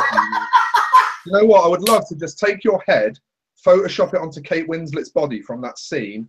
And Whoa. I've got better tits than she ever had. Well, she passes the pencil test. I reckon I could pass. Well, she probably did when that anyway. When she got to 90-year-old, I bet she fucking could hold a fair few bags of shopping underneath them. Yeah. To be fair, yeah, that's a reasonable point. Shall we move on to Thomas? I don't like talking about myself. It makes me feel awkward. So what do you do? I'm pretty boring. I'm not gonna lie. No, we know that you've got one massive passion, and you've sort of recently really heavily got back into it, haven't you? Yeah, fishing is definitely. You can eat buffets. Yeah. Oh, I thought it was eating buffets. For me, no, because I've got three passions in life. I've got vaping is a massive passion, fishing, and family and friends are a massive passion. I do absolutely everything for my family. That is like the excuse answer that you give in fucking interviews when you can't think of anything else to say. No, fishing is my zen. That's what I go to when I want to fucking sort of not necessarily be alone, because I do go like with John, I do go with a couple of friends. I do have a few fishing friends that I go with. But it's sort of my zen. It's my relaxing time to get away from, the vaping industry as it is, because we know for a fact, even though the vaping industry, we absolutely enjoy it and we love it, sometimes we just need to get that break away from it. This shit is exhausting. Well, that's the thing, is vaping is exhausting, but to keep your love and your passion for it, you need to take a step away from it to also then regather. Can you go? That's how I feel about the industry. Stuart Drummond says that he thought your passion was dogging. I don't mind a bit of dogging. I mean, I thought you. I thought the only reason you went fishing was so you could have some carp cakes. No, literally, mate. That's my zen. My zen is literally just going out, sitting, getting there at the pond or lake or whatever at 7 o'clock in the morning, not going home until 6 o'clock at night, and just I don't really do nights. I just do going back purple and sunburn. Going back purple. When did you get into the fishing though, Tom? Is that something you've always done? Fishing for me, I speak to a lot of people, and people always say, "How did you get into fishing?" And the usual answer is, my granddad used to fish, or my dad used to fish, or somebody in the family, or my mates used to go fishing, and that's how I got into it. I had none of that. My dad's a sports player and always has been a sports player. My dad was a professional. My dad was a professional rugby player, and sort of I've always been into sort of rugby as well. The fact that that's a very big passion of mine is rugby. Fishing for me was just something that came along myself. It was I must have watched the program when I was younger, maybe 16, 17, and I was like, I really want to get into this, got into it, and it sort of allowed, I sort of pushed it back when I did sort of get into vaping and stuff like that. But it's something that I do like to sort of get out. I only do freshwater fishing. I only do for carping. I'm a carp fisherman, but I absolutely love it. It must be a Leeds thing, because I lived in Leeds for about 6 months when I was 10, right? And during that time, I went fishing for the first time ever, caught my first fish, and my brother-in-law told me as a 10-year-old that it was customary to kiss your first fish. Yeah, that's right. I always kiss the fish to catch anyway. So I kissed the fish. I caught my first fish in Leeds, and I also went to the only rugby match I've ever been, see Leeds Rhinos v Salford Reds. I don't know anything about rugby, but I was there. It's just a lot. The thing for me is I just enjoy just sort of, it's my fishing, especially fishing. And a lot of people think, oh, why do you go? I go because it's a very much a zen. If I don't catch a fish, I don't mind going. It's just a zen. I like to sit there, relax. You see beautiful sights. You know what I mean? At the end of the day, you're in the countryside. I usually turn off my phone or whatever and just sort of keep myself sort of to myself. And it's very much sort of, that's my way of sort of, rather than going into a meditation or whatever, because then I go fishing and I woosah. And I think a lot of people are getting into fishing at the minute. A lot of people. Paul's just put, I will go fishing with you one day. I always told Paul I want to take him fishing. The thing for me, the social side of fishing as well is quite fun. Because if you go with your mates, you go in fishing, you go and have a laugh, you have a few beers and whatever, and it's just, that's my zen. Yeah, but do you take it too seriously? Like, I've been fishing with my pals before, they're like, shh, you're scaring the fish away. No, I don't take it too seriously. I'm very big on fish care. Very, very big on fish care. Somebody asked, did I ever match fish? No, I course fished and went on to carping. The reason I went on to carping is because pulling out tiddlers all day long is fucking boring to me. Absolutely boring to me. I just enjoy the fact of going fishing is, and going back to your question, Chris, I always think of fish care, making sure that at the end of the day, you're putting a hook in a fucking fish's mouth, for fuck's sake. You got to look after him. In a way, you're like a qualified body piercer for fish. In a way. Maybe you and do you and Jono rub tips when you're fishing? Do you what? Do you and Jono rub tips when you're fishing? No, definitely not. Do you ever cross your lines though? No, because he's a shit caster and always goes over my fucking lines. Have you never seen Ghostbusters, for fuck's sake? Never crossed the streams? No, I know what crossing swords is, but yeah. Just change the subject. These Ribena minis, pretty good.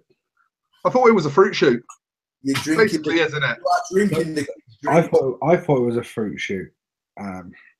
Ironically, it's aimed at young children, and it says not suitable for children under 3 years on the back. Paul, I've never been fishing in my fucking life. It seems like a decent bit of peace and quiet spoiled to me. oh, you fucking lit the fuse on Jono's tampon now, eh? Like fucking podcasting. No, I think the thing at the end of the day is what the reason why we've obviously discussed sort of our hobbies outside vaping and stuff is because a lot of people don't seem to think that we're human beings. They don't understand that you're not one-dimensional and that like vaping isn't the only approach you about. You know what I mean? Like when you get a fucking inbox, you don't reply within 4 seconds, and they're like, you didn't reply. I'm like, yeah, it's because I was having a shit, like normal people do. Yeah. It's just I like to see what other people do and like to see what other people are interested in, because at the end of the day, vaping is a massive passion for us. We sit here for hours on end talking about vaping, and then to know what other people are actually into, you get surprised. Like I didn't know Stuart was that fucking sick at fucking drawing. I knew Chris was into his design and stuff like that, but I didn't know he was as good as he is on the fucking CAD fucking 3D shit. So it's nice to learn. Shit you showed me before the show. You would lose your fucking mind if you saw what he showed me before the show. It's a secret at the moment, though. It's one of Jay Bullshit's little secrets. It is a secret. But it's actually, Golden Vape UK. Sean Goldsmith, Bessie Goldsmith on Facebook. He's I don't know if he's referring to me, but I do send a question mark after about 3 seconds if you don't answer. But that's only when I see if you're online. It says you're online. Yeah, but like I find often, like for example, Chris, me and you have had a lot of Facebook meetings recently. You know what I mean, where we have to discuss like product stuff on Facebook. Yeah. And I have friends who they see me in that discussion and they start messaging me and they start getting antsy when I don't reply to them. And it's like I'm literally only on Facebook Messenger to do this specific bit of business. I ain't checking any other messages. You're certainly not getting an answer. Get as fucking wound up as you like. Yeah, see, I can be a pain in the ass because if I'm like needing to know something quick for what I'm doing, I'll have badger someone until they answer me. I get that. The best way to get hold of me in that case is WhatsApp, not Facebook. Yeah, and I learned that the other day, didn't I? So yeah, Jono's apologising in the chat because he's basically the clingy girlfriend I never asked for. Has anybody seen what Paul put about tasering rats? I just saw tasered. Oh, I once fished rats off my bal's flat balcony using ham and bait and tasered the rats when we got there. That's just a bit of a. That's a bit of a. I always think of Paul as quite classy, but that's like one of the pikiest stories you could ever tell. I watched an episode. If someone said 3 question marks, they get deleted. Yeah, see, but it's different. Like for instance, I've been working on a design with Stu, and if I'm in the middle of a discussion with our correspondents in China, and he wants an answer which is otherwise going to hold up our design by 3 days, I'll send him fucking 600 question marks until the yeah, but that's different. That's totally different. Yeah, that's like hurry up, you can't. I actually need to know this. Literally need. But it's like with Sean. Well, that's enough of us. I think we need to get onto boner boards. Oh yeah. Yeah, we should. Well, just one thing quickly. It looks like in the chat, because I did say for people to submit in the chat. It looks like in the chat actually fishing was very popular. A lot of people got talking when we were talking about fishing, and a lot of people got talking when we mentioned video games as well. So obviously like, go hand in hand with vaping. Let's be realistic. Tattoos go with fucking vaping. Everyone's at least got one tattoo with fucking vapes. One at least fucking 50% of men have got big ass fucking beards. And there's a lot of video games goes with vaping. There's a lot of stuff that actually, corresponds with. I think it corresponds with a stereotype. Like, I'm not being funny, but I know some birds that vape, they don't have big beards. Well, they might do in their lady areas, but that's 70s bush. That's what I said. 50% of men. Is there anyone that you know through vaping that's really surprised you by what they're good at? That's an interesting question. That's a really interesting. Mine yesterday, as I was saying, Sean, Bessie Goldsmith, Golden Vape UK. When you see him with a lathe, you're really impressed. And I mean, I suppose if you put time into working out how to use a lathe, it's not that difficult. Well, it is difficult, but what I mean is if you spend enough time doing it over and over again, you'll get good at it. But like, we did that product, that thing I showed you earlier, Stu, that's a product that me and Sean were designing. We'd come up with the idea together. I called him the other day. I said, this is what I want to do. We were brainstorming ideas together.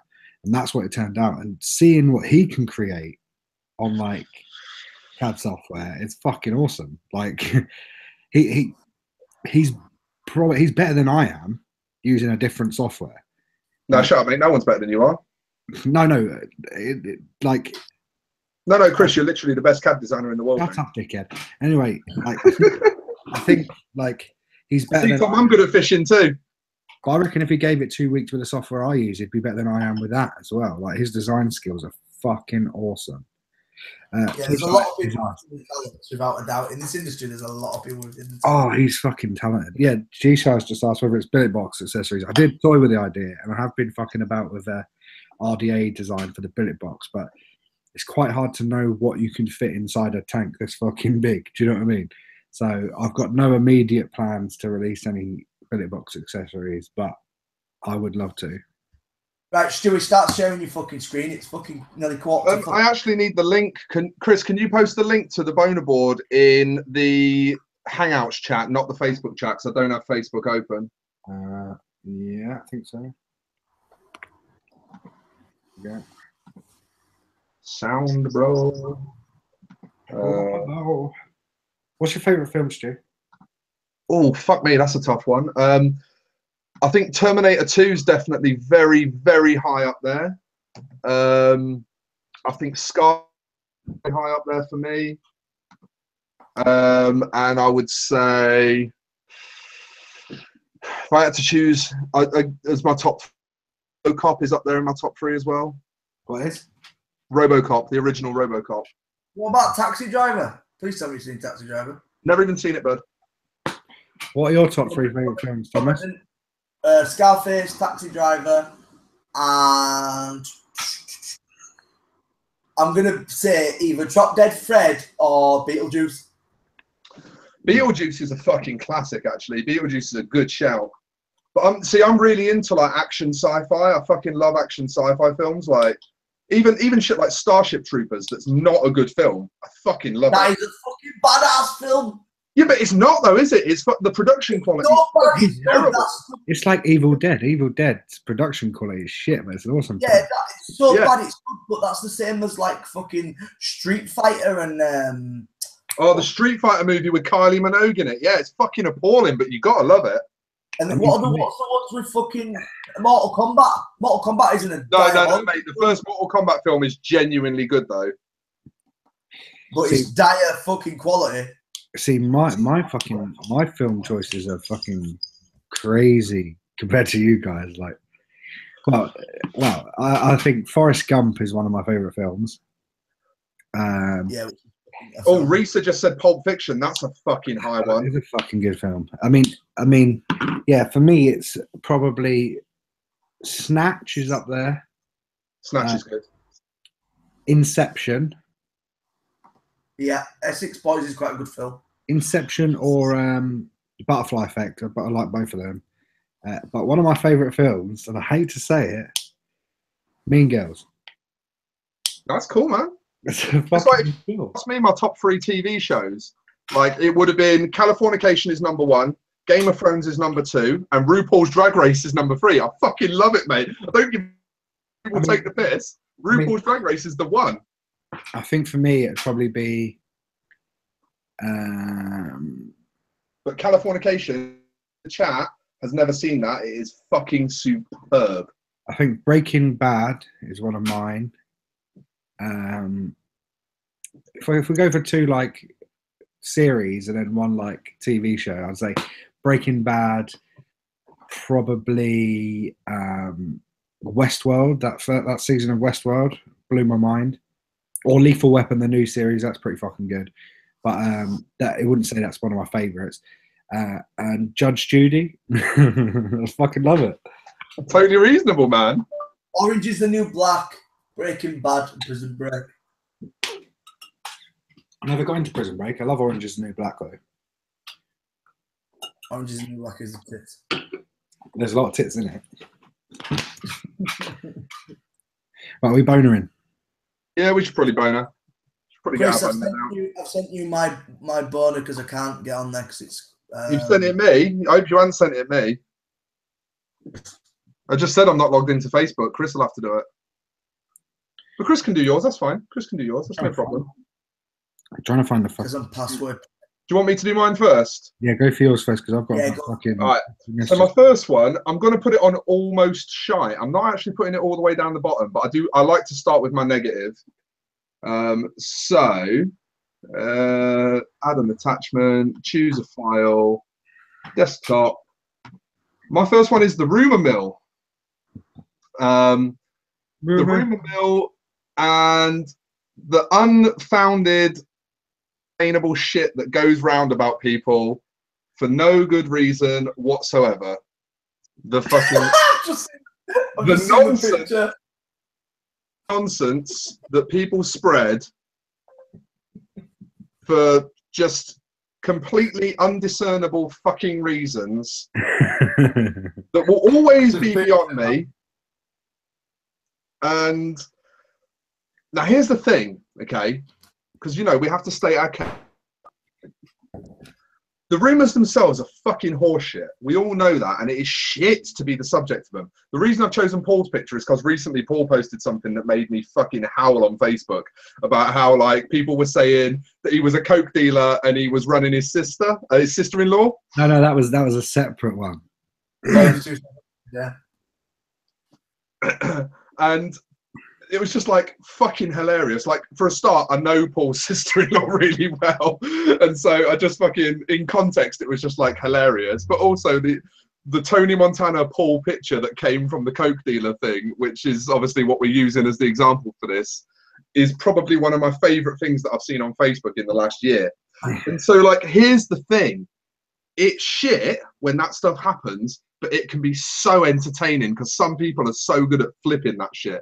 Like, some people are so good at taking that negative shit and turning it into something fucking hilarious.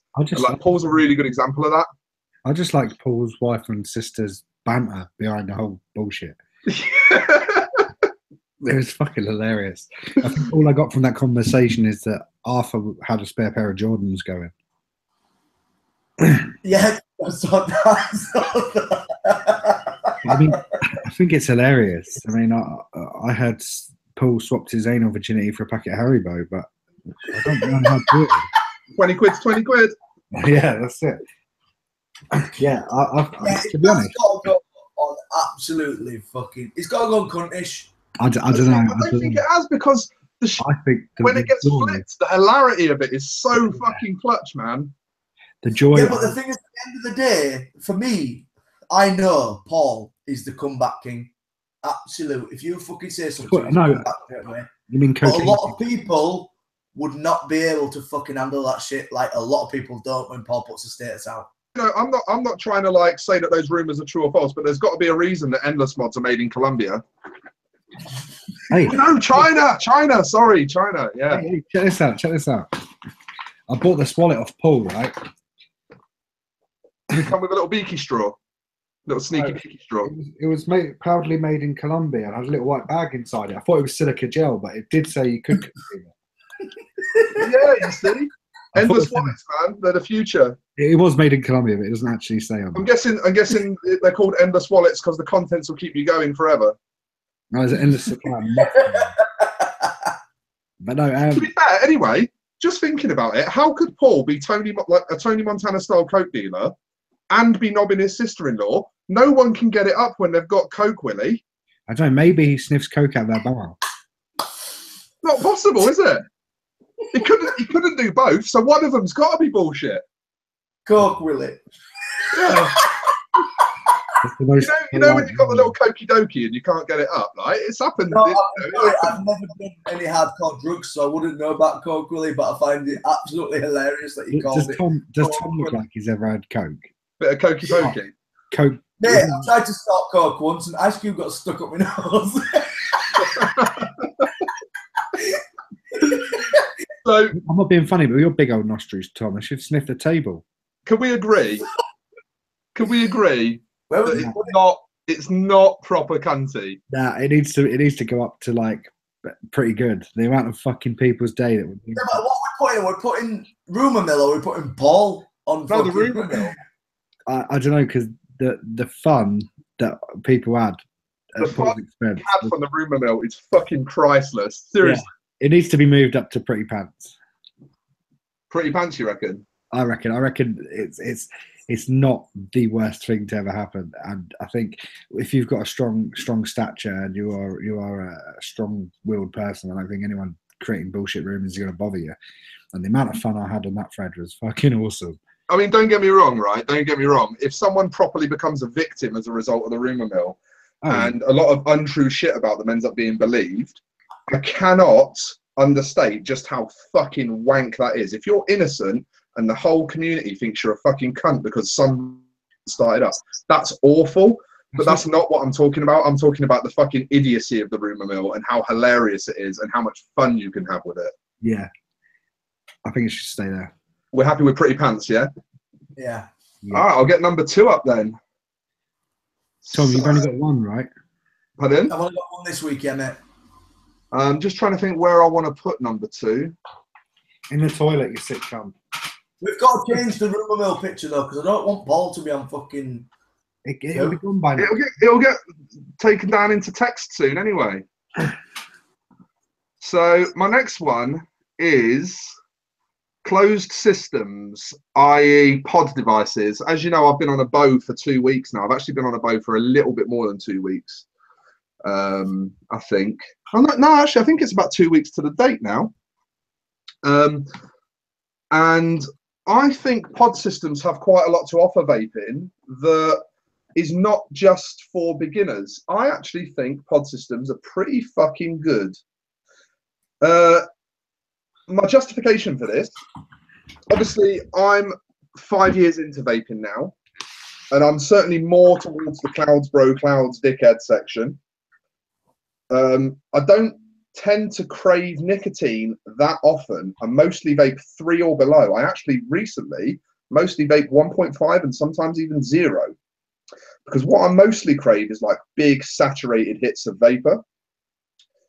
But even now, 5 years in, if I get stressed, if I'm up against the wall, if I'm on a struggle bus, I do get nick cravings. And obviously, a mouth to lung with high nick is the best way to deal with that. That's accepted wisdom. We all agree on that no one disputes it. But having something that you can just slip unassumingly into your pocket, takes up no space in your life, holds charge for fucking age, and you never need to rebuild it. You never need to even refill it. You just snap a new pod in when the old one's empty, and you carry on going. It's fucking perfect. I think they are great. I mean, I think there's questionable levels of amazingness depending on what the product is. Yeah. And it's like the Jewel was incredible, but it's just impossible to get hold of. The pods were hard to get hold of. I think I had to buy 2 new Jewels just to get the pods that come in the pack.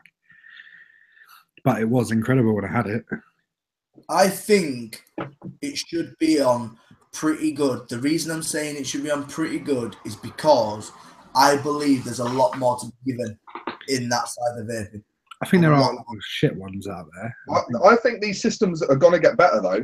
I think these systems are yeah, going that's what I mean. That's what I mean. I think at the moment they should be pretty good because the technology in them has got so much more to offer. Yeah, I mean, like, for instance, the fact that if you're on, like, Alex Sherrilambous found out that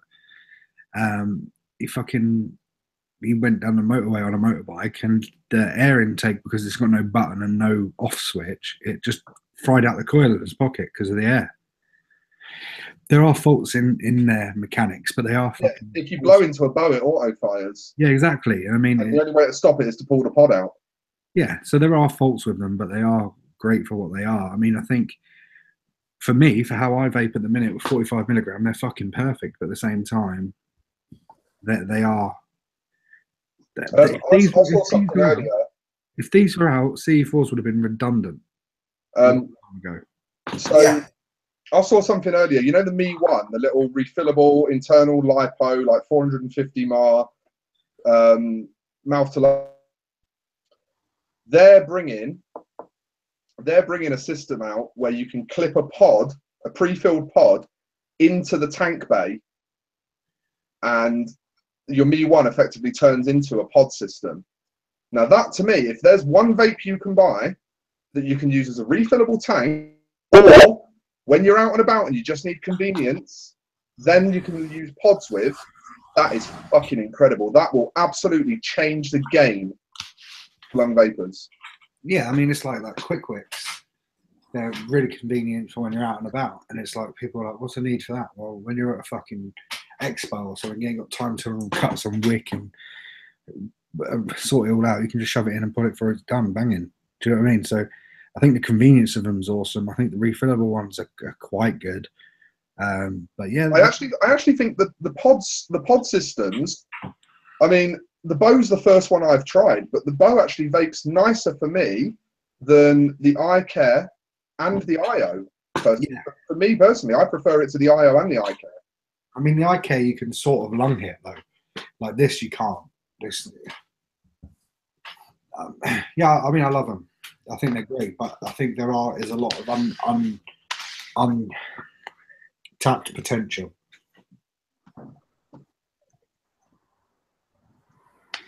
Yeah, I think they should go pretty good. That's where I think they should be. I agree with Thomas. Yeah, well, Pretty Good's where I wanted it, so I'm certainly not unhappy about Pretty Good. That works for me. Right, Thomas, do you want to go next? Yes, go for it, mate. Where do you want it? I want it to go on meh. Classic fucking fence sitting Tom. Meh. I know, to think it's ironic that if he sat on a fence, he'd have to go one side or the other. Yeah, if he sat on an actual fence, he'd end up one side or the other. Fuck you both. You can fuck me any day, Tom. Right, there you go. There's mine for this week, and it's come from Jono, so thanks, Jono. But it's limited edition mods. It's not just the price point that I want to discuss.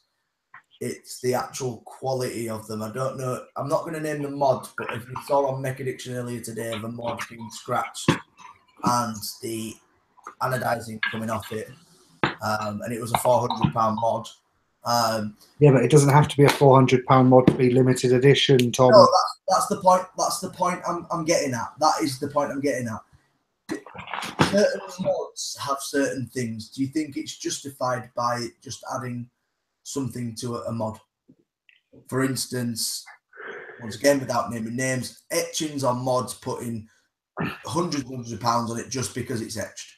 It depends. If the etching costs the time equivalent of £150, then thanks, Paul, for naming and shaming.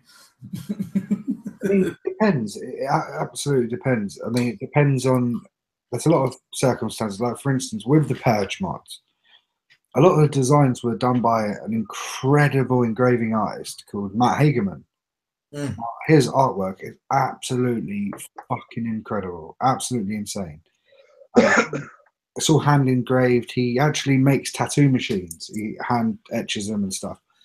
And his work is absolutely incredible. Now, I don't know what they pay him for his designs, but I know that it was, you know, he quoted me something like $25 an hour, which doesn't sound like a lot, but when it takes you 16 hours to complete a piece, oh yeah, it soon adds up. Yeah, I know this. I mean, I charge £10 an hour for painting. The average canvas is going to take me 25 hours. The average magic card takes me about 8 hours. You know what I mean?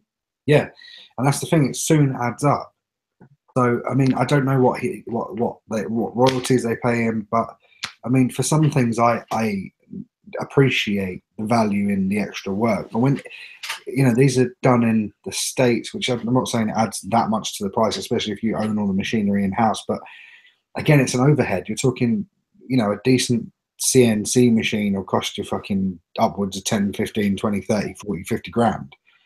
So it does depend. But at the same time, I do disagree with like two mods that are functionally exactly the same. One of them's been etched by laser and it costs £100 more. That takes the piss. But it's like with Paul's limited edition mods. They didn't cost, or did they cost any more than the others?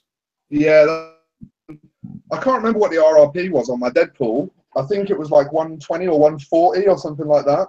And then the RRP on my Neochrome and Empress was 175. Yeah, but they're different. 170. The Neochrome and the black Chrome Empress. What are the prices on those? 150 on the standard Empress, Yeah, and the standard clean sets you back under a $1. Yeah, but how much did it cost to have that engraving done? Do you know what I mean? Yeah, for sure.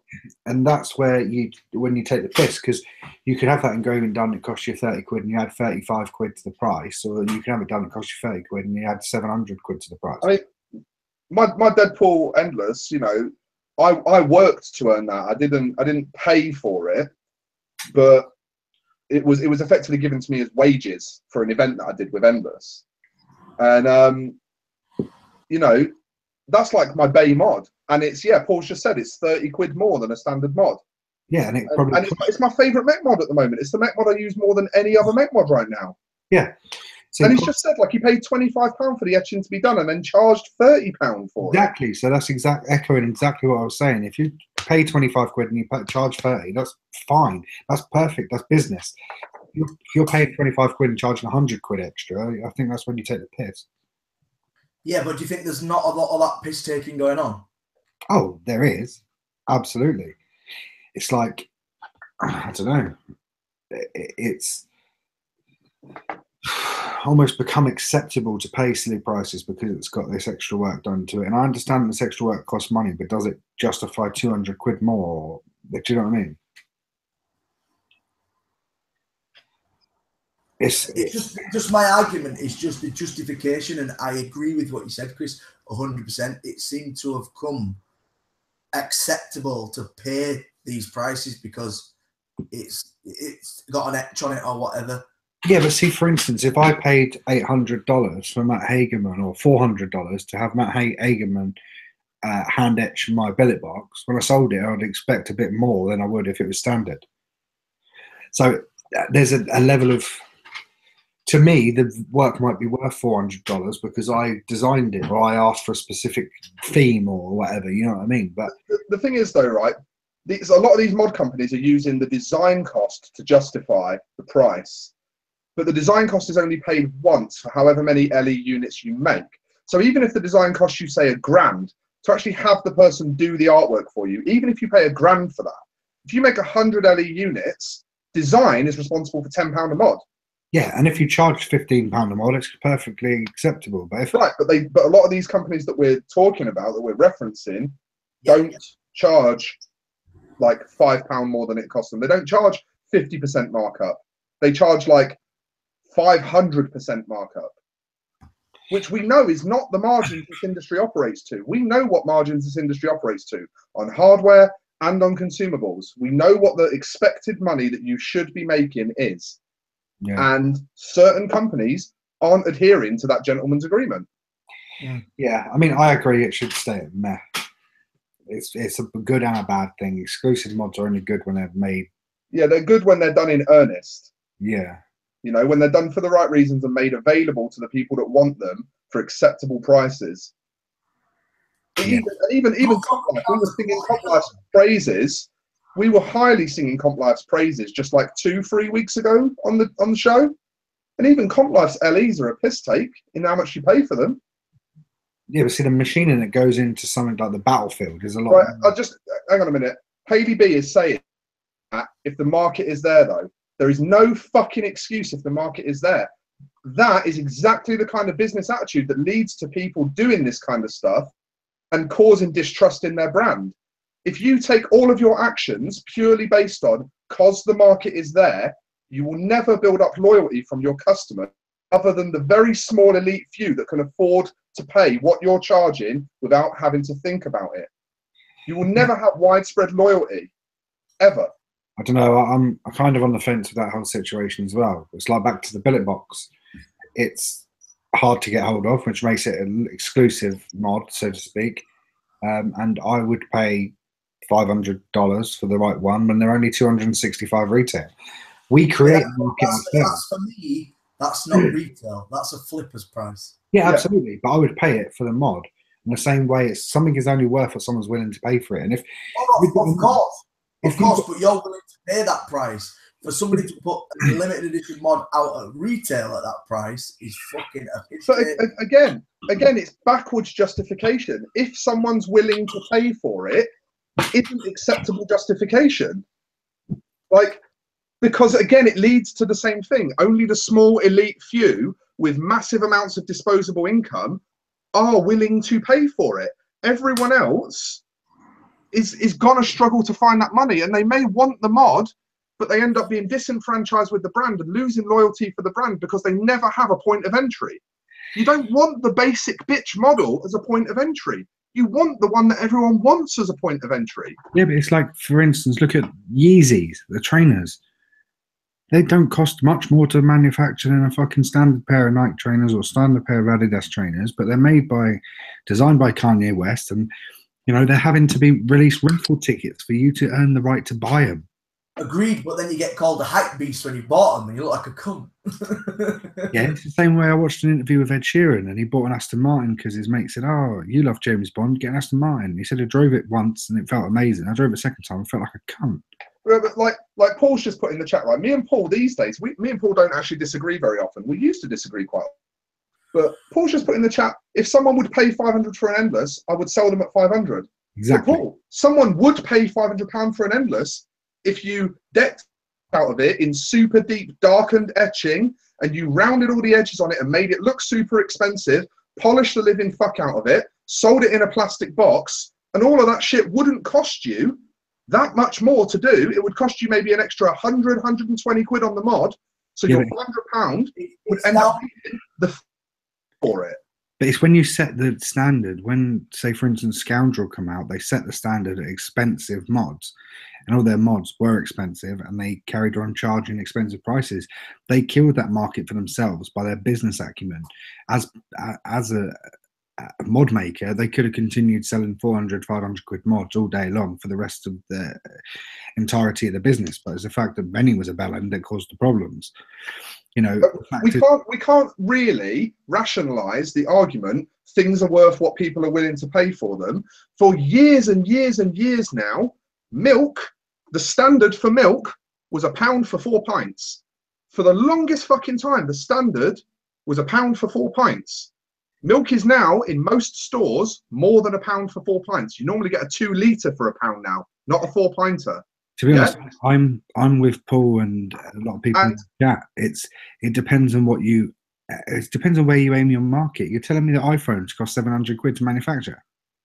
No, of course it doesn't. You're telling me that the company, the amount of effort that goes into designing the new iPhone, which is going to have exactly the same features as the last iPhone, but it's a bit wider or a better camera, costs £100 million to develop that idea? No, of course it fucking doesn't. Costs them probably about £2.50 to make an iPhone. And here's the point, right? Here's the real nail for me. So Paul's just said that's not what he's aiming at. He's done what he's done to give people a decent money. I make my margin on the mod. The extras just need to be covered plus around 10%, right? Exactly, 100% correct, right? That is definitely, and that is definitely completely acceptable. But here's the thing, right? Here's the thing. These other brands are marketing themselves as lifestyle aspiration brands that if you're in this community, you should be able to tout our product and show it off. If you want to be credible in this community, if you want to be one of the crowd, you should spend this money on our product. That's all open to interpretation. Tell me if you would ever expect people to buy your product so that they look cool. But that's all open to interpretation, the same way that fucking 8-year-olds want iPhones these days. Do you know what I mean? It is what it is, and you can't help that being the way it is. If you want to follow the trends and you want to be like everyone else, then you pay that money. It's your own choice. You don't have to choose to buy a Scoundrel or a Purge. You can buy a more affordable mod. You can buy an Endless. You can buy a Pandora. You can buy whatever that's affordable. It depends on the business acumen or the intentions behind the business of the person that set the business up. And like, right, but appealing to people's need to fit in is one of the most underhanded and classic marketing techniques from the very fucking dawn of time. We all know it happens. And to say that it doesn't happen is just naive. Wait, of course it happens, but it's the same way that you buy 50 different protein shakes. They're all exactly the same shit inside, and they cost 50, 60, 40, 24, 16 and 250 quid. It's whether someone's willing to pay for it. Of it. I think the fact is that I understand it's a willing of what you're willing to pay for that device, but it's sort of, you're looking at it and do you want 10 people to have your mod or do you want 1,000 people to have your mod? Do you want it to be affordable? That it's not going to be. I don't think it's even that much. I think it is that people see that people are willing to pay for it. And it is bullshit to a lot of us. At the same time, I've bought mods that cost stupid amounts of money because I wanted one. I don't believe that they're worth that value. It's because I wanted one, and it's not because I want to fit in or I want to. I couldn't give a fuck what anyone thinks. I design RDAs in Vape Billet Box. Do you know what I mean? It's contradictory in me as a person, but it's about what you want. I want an Apple iMac. I pay for an Apple iMac. They cost 4 times as much as a laptop, but I prefer it. I want an iPhone. It's better than an Nokia 3310 in my opinion, so I buy an iPhone. Yes, iPhones cost about 13 quid to make. Well, this is what Sean said. You know, 13 quid to make an iPhone, and I'll pay 700 quid for it. It's my own fucking stupid fault, but I want one. Do you know what I mean? You buy what you want to buy. You know, if you're priced out by a brand, it doesn't make the brand a cunt necessarily. I think some of the prices people charge are cunty, but at the same time, it doesn't necessarily make them wrong. No, definitely, because we call it fucking flipping or whatever. Americans call it capitalism. Yeah, absolutely. And I think the world is run by capitalism. Do you know what I mean? The world is run by a supply and demand. You think it really costs? Have any of you seen Iron Fist? Yeah, Iron Fist were one of the brands I used to really like. Iron Fist, the TV show, Netflix. Oh no, I thought you were talking about the clothing brand. He's basically a multi-billionaire. He gets lost. He comes back when he's an adult, and he takes over his company again. And they work in pharmaceutical sales, and they manufacture a drug that costs about £2.50 to make, and they charge $700 a pill. And he says, "No bollocks to that. We're going to sell them at cost." And they're like, "That's not how business works." And it isn't how business works. I disagree with the world being the way it is, but I'm not being funny. If you can be on disability and apply to Motability and get a new car leased for you every 3 years, you get a new car. And it's ridiculous because that car you've had might only have 2,000 miles on it. It might be perfect, might sail through its MOT for the next 10 years. But the government spend that money on that because that's the way it works. And unfortunately, we don't have a say in it. You think these drugs that cost the Americans 15, 30, 40, 60, 80 grand a tablet, or 80 grand a treatment, 100 grand a treatment, there's chemotherapies cost these hundreds of thousands of pounds that they get charged on their insurance for you? No, of course they fucking don't. It's just how the world works, and unfortunately we're in a consumerist society where if you want the best, you pay the price, unfortunately. Exactly, but listen to the language you've just used. If you want the best, we're not saying these LEs are the best. No, I'm not saying they are. I'm on about inverted. We're not saying that this hard to acquire gear is the best gear on the market. In fact, exactly what we're saying. Absolutely not. But it's like, for instance, I suffer from heartburn. I can buy Tesco's anti-heartburn medication. I can buy Rennie's. I buy Rennie's because I want Rennie's. They're not necessarily the best. They're not necessarily any better. But that's what I buy. The same way bread, it does the same job where it costs 10p a loaf or £1 a loaf. People buy what they want to buy. People dress how they want to dress. My T-shirt, whether it's got Crown Drip Club, Pandora, Nike, or fucking Burberry on it, it's going to cover my tits up. It's what you want. I pay for nice stuff because I want nice stuff, and unfortunately, it's the brand name that dictates whether something's nice or not these days. Correct. It doesn't necessarily mean that what I've got is any better than what you've got. It's just that means that I was stupid enough to pay 50 quid for a T-shirt and you paid a £5. It doesn't make me any better than you. It's just how we feel as people. Like that fucking one, those two calfskin wallets, they cost me $150 each. This wallet here, which I'm using now, cost me about $50. Do you know what I mean? If I want to use a $150 wallet, I'll use it. If I want to buy a £5 one from Primark, I'll buy a £5 one. It's down to you as a person. And the fact that I'm stupid enough to pay £3 grand for a laptop, 50 quid for a wallet, 10 grand for a car, this for that, it's not anyone's fault but my own. If everyone bought cheap, then everything would have to be cheaper. But that's not the world we live in. And but that isn't what we're talking about. What we're talking about is when people release these LE mods, the premium that's on them isn't for everyone. The premium that's on these LE mods, for the most part, some companies release their LEs very honestly and very fairly. Endless are a classic example of that. Every Endless LE is very fairly priced, okay?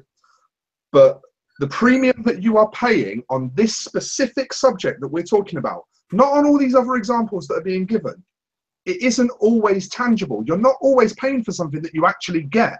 What you're actually paying for, to be able to hand check that product and be fucking given a pat on the back by your mates. And that to me is indicative of a serious problem with the culture that we allow to carry on in this industry. But it's not just in this industry, it's in the world, Stu. And this is what it's in absolutely everything. The reason I wanted to bring it up is because obviously today we saw on Mech Addiction, obviously this really expensive mod, and it was fucked. What my point is the fact is you're obviously willing to pay what you want for the mod or whatever you're willing to pay to have a designer, a name, brand, an expensive mod is your choice to do that. My argument is it's not always the best fucking quality. No, absolutely not. And I'm not saying that anything is the best quality. But at the same time, you know, it's you buy what you want to buy. Yeah, 100%, 100%. I think we're dragging this out a bit. Of course, you buy what you want to buy. Of course, you buy. I'm not telling people to not buy the product. I'm not saying the companies to not be a cunt about how they sell it. Absolutely. Buy what you want to buy, of course, man. But at the same time, you know, I completely, I'm exactly straight down the middle in this situation, because I can't sit here and say that people charging over the odds for something because of the brand or because of how it's marketed. I can't,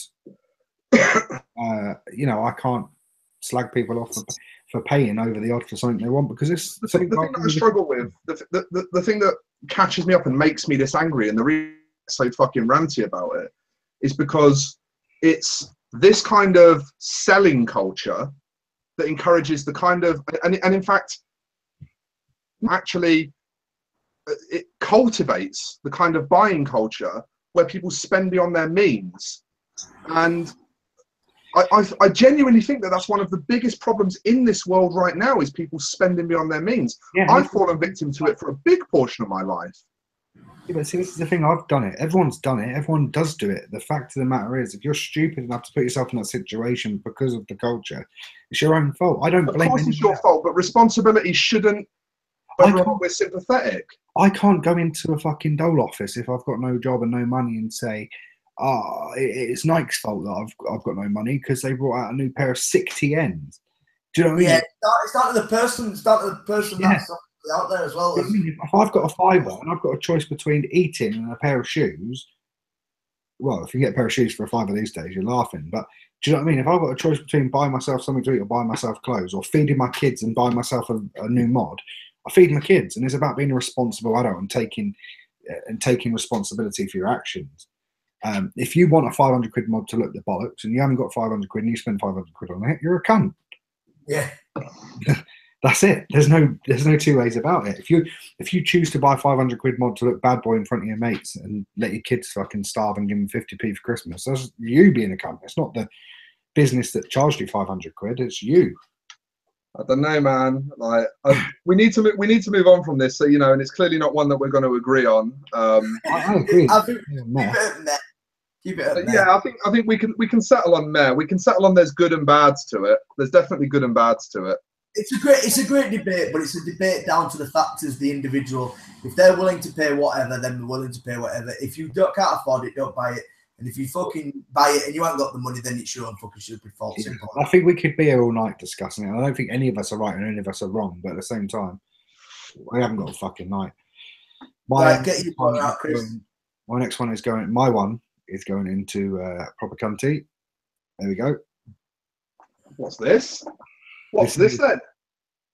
This is people. School children. Well, school children. This is people who send authentic gear to China for them to clone it. They can eat a dick. Yeah, there's not much of a discussion there. They're just cunts. Buy a bag of farm fresh sun-dried dicks for me. Yeah, they're just fucking arseholes. All I'm saying is I've made a fucking killing of sending that Pandora. Ooh, you must have sent it to China's equivalent of Stevie Wonder, because it's nothing like the fucking original. Stevie Wonder. You know that we always speculate that, you know, sweatshops are little 8-year-old blind boys. They probably are, because that Pandora clone is wank. Yes, but the thing about this, the Pandora clone, though, is what a lot of people don't realise. China are using the best fucking CNC machines, the best fucking quality tools, everything, and they still manage to fuck up. Yeah, they literally could probably cross the street in a lunch break and steal a Pandora out of my company's manufacturing office and clone it. They could buy one for fucking $50 and then clone it and make however much money off it, but they choose to go off what they think it looks like based on pictures, and they fuck it up. What a bunch of cocks. But yeah, I don't really want to get too much into that. The people... Well, see, Paul, Paul's just in the chat. Chris, my honest opinion is that most of the clone companies are buying products direct. I do agree with that, but there's also, I've heard various stories, mainly about one particular person, but I won't go into that, about him buying authentic, sending them to China to clone it because there's a demand for it, and China don't really know what the product is. Like, for instance, I know that the Pandora has been made by looking at the pictures of the Pandora and making it how they presume it works, and the innovation's been completely fucked in the arse, and they've completely ruined what could have been a decent quality clone. Am I right in thinking that some of the cloners actually use high resolution 3D? Yeah, and they scan directly into a CAD and literally clone it. Yeah, they do. But the thing is, the problem we've got is that it's the same technology that my dad uses in his line of work with artificial limbs, where they scan your fucking leg or you stump your arm or you stump your leg and cast everything out of that. Exactly, yeah. Thing. Something that Sean's just said in the chat, we need more companies to patent their products. Something really, really important about that, Sean, is that a lot of the designs that we're talking about aren't patentable. You can't patent a technology that you didn't invent. Yeah. Exactly. Vaping itself, we didn't invent that. The whole premise of RDAs, we didn't invent that. Yeah. The best protection that we have is non-disclosure agreements, which is what the industry uses as standard, and they're not very good. They're not. You can't enforce them through overseas anyway. China, if they signed an NDA, you'd never be able to enforce it if they cloned it. There's no way of doing it. But I mean, in this market, you're talking the shelf life of a product could be a year, it could be a week, it could be six months. It's impossible to know, really. As Paul says, a lot of companies that are cloning stuff, they'll buy the authentic products and make a one-for-one likeness of it. But I mean, that these Pandora clones have been sold as a one-for-one likeness. I mean, just look at that. This is a stainless steel RDA in this box. I mean, that box is a 2-for-1 just to start with. Yeah, we're talking even down to this, the box doesn't match. The designs aren't the same. They've just made their own design based on roughly what mine looks like. And then the fucking idiots have put like a brass/gold sticker on it, even though it's stainless inside. Paul raises another good point there, is that trademarking is a good form of protection. But I think Sean's not quite, I don't think, not intending this to insult you in any way, Sean, but I don't think you're quite understanding. You can't patent a product, designed it. The technology that the product uses has to be first generation, no legacy, invented by you. Sean's right in a way that the product design itself can be patented, but in this industry with the shelf life of a product, the amount of time and effort and money would go into patented an RDA that no one would give a shit about in a year's time. It's just not worth doing. Yeah, the problem is as well that in order for that to happen, you would have to be able to prove zero legacy on your product. You would have everything that you're trying to patent originates in your design, and it's not realistic to say that you can do that with the products that we make. You know, even down to like, do you use a copper contact in your mech mod? Well, guess what? I can show you fucking 500 mech mods that also use a copper contact. Your technology is not unique, therefore you did not invent it. But yeah, I mean, we're in danger of going stupidly over. We're nearly at 2.5 hours, so I'm going to go straight to the next one. Go on then, bone up. I mean, I don't think anyone disagrees that that's proper cunty. Yeah, cunty as fuck. This one, I think, is my final one. Legitimized theft, isn't it? This is going to be absolutely fucking incredible. So you need to scroll over. Yeah, I'm scrolling. The fucking billet box again. You can get to fuck off, Chris. My new billet. You're not having it in absolutely fucking incredible. I don't care if you petition the fucking Queen. You're not having it there. But it's my new one. Actually, yeah, get a petition going. Get a petition going on Facebook. If you can get 100,000 signatures, you can have it there. All right, Mr. Government. It's my new one. It's absolutely fucking incredible. Yeah, anyways. I think that's the end of the fucking show on that fucker. Yeah. Absolutely fucking incredible. Nah, it's not staying there. Look, we'll argue about it next week. All right. Yes, is it an authentic billet box? Yes, of course it is, you cunt. Don't make that cheap shit, though. Definitely a clone, Craig. JB's all right, isn't he? I mean, I'm one of those stupid cunts that will pay $400 or $500 for one. Yeah, flipping cunt. Right, let's fuck off and let these people. Wait. Before we disappear, can I show you something really fucking sexy? If you're going to show me your ass, you can fuck off.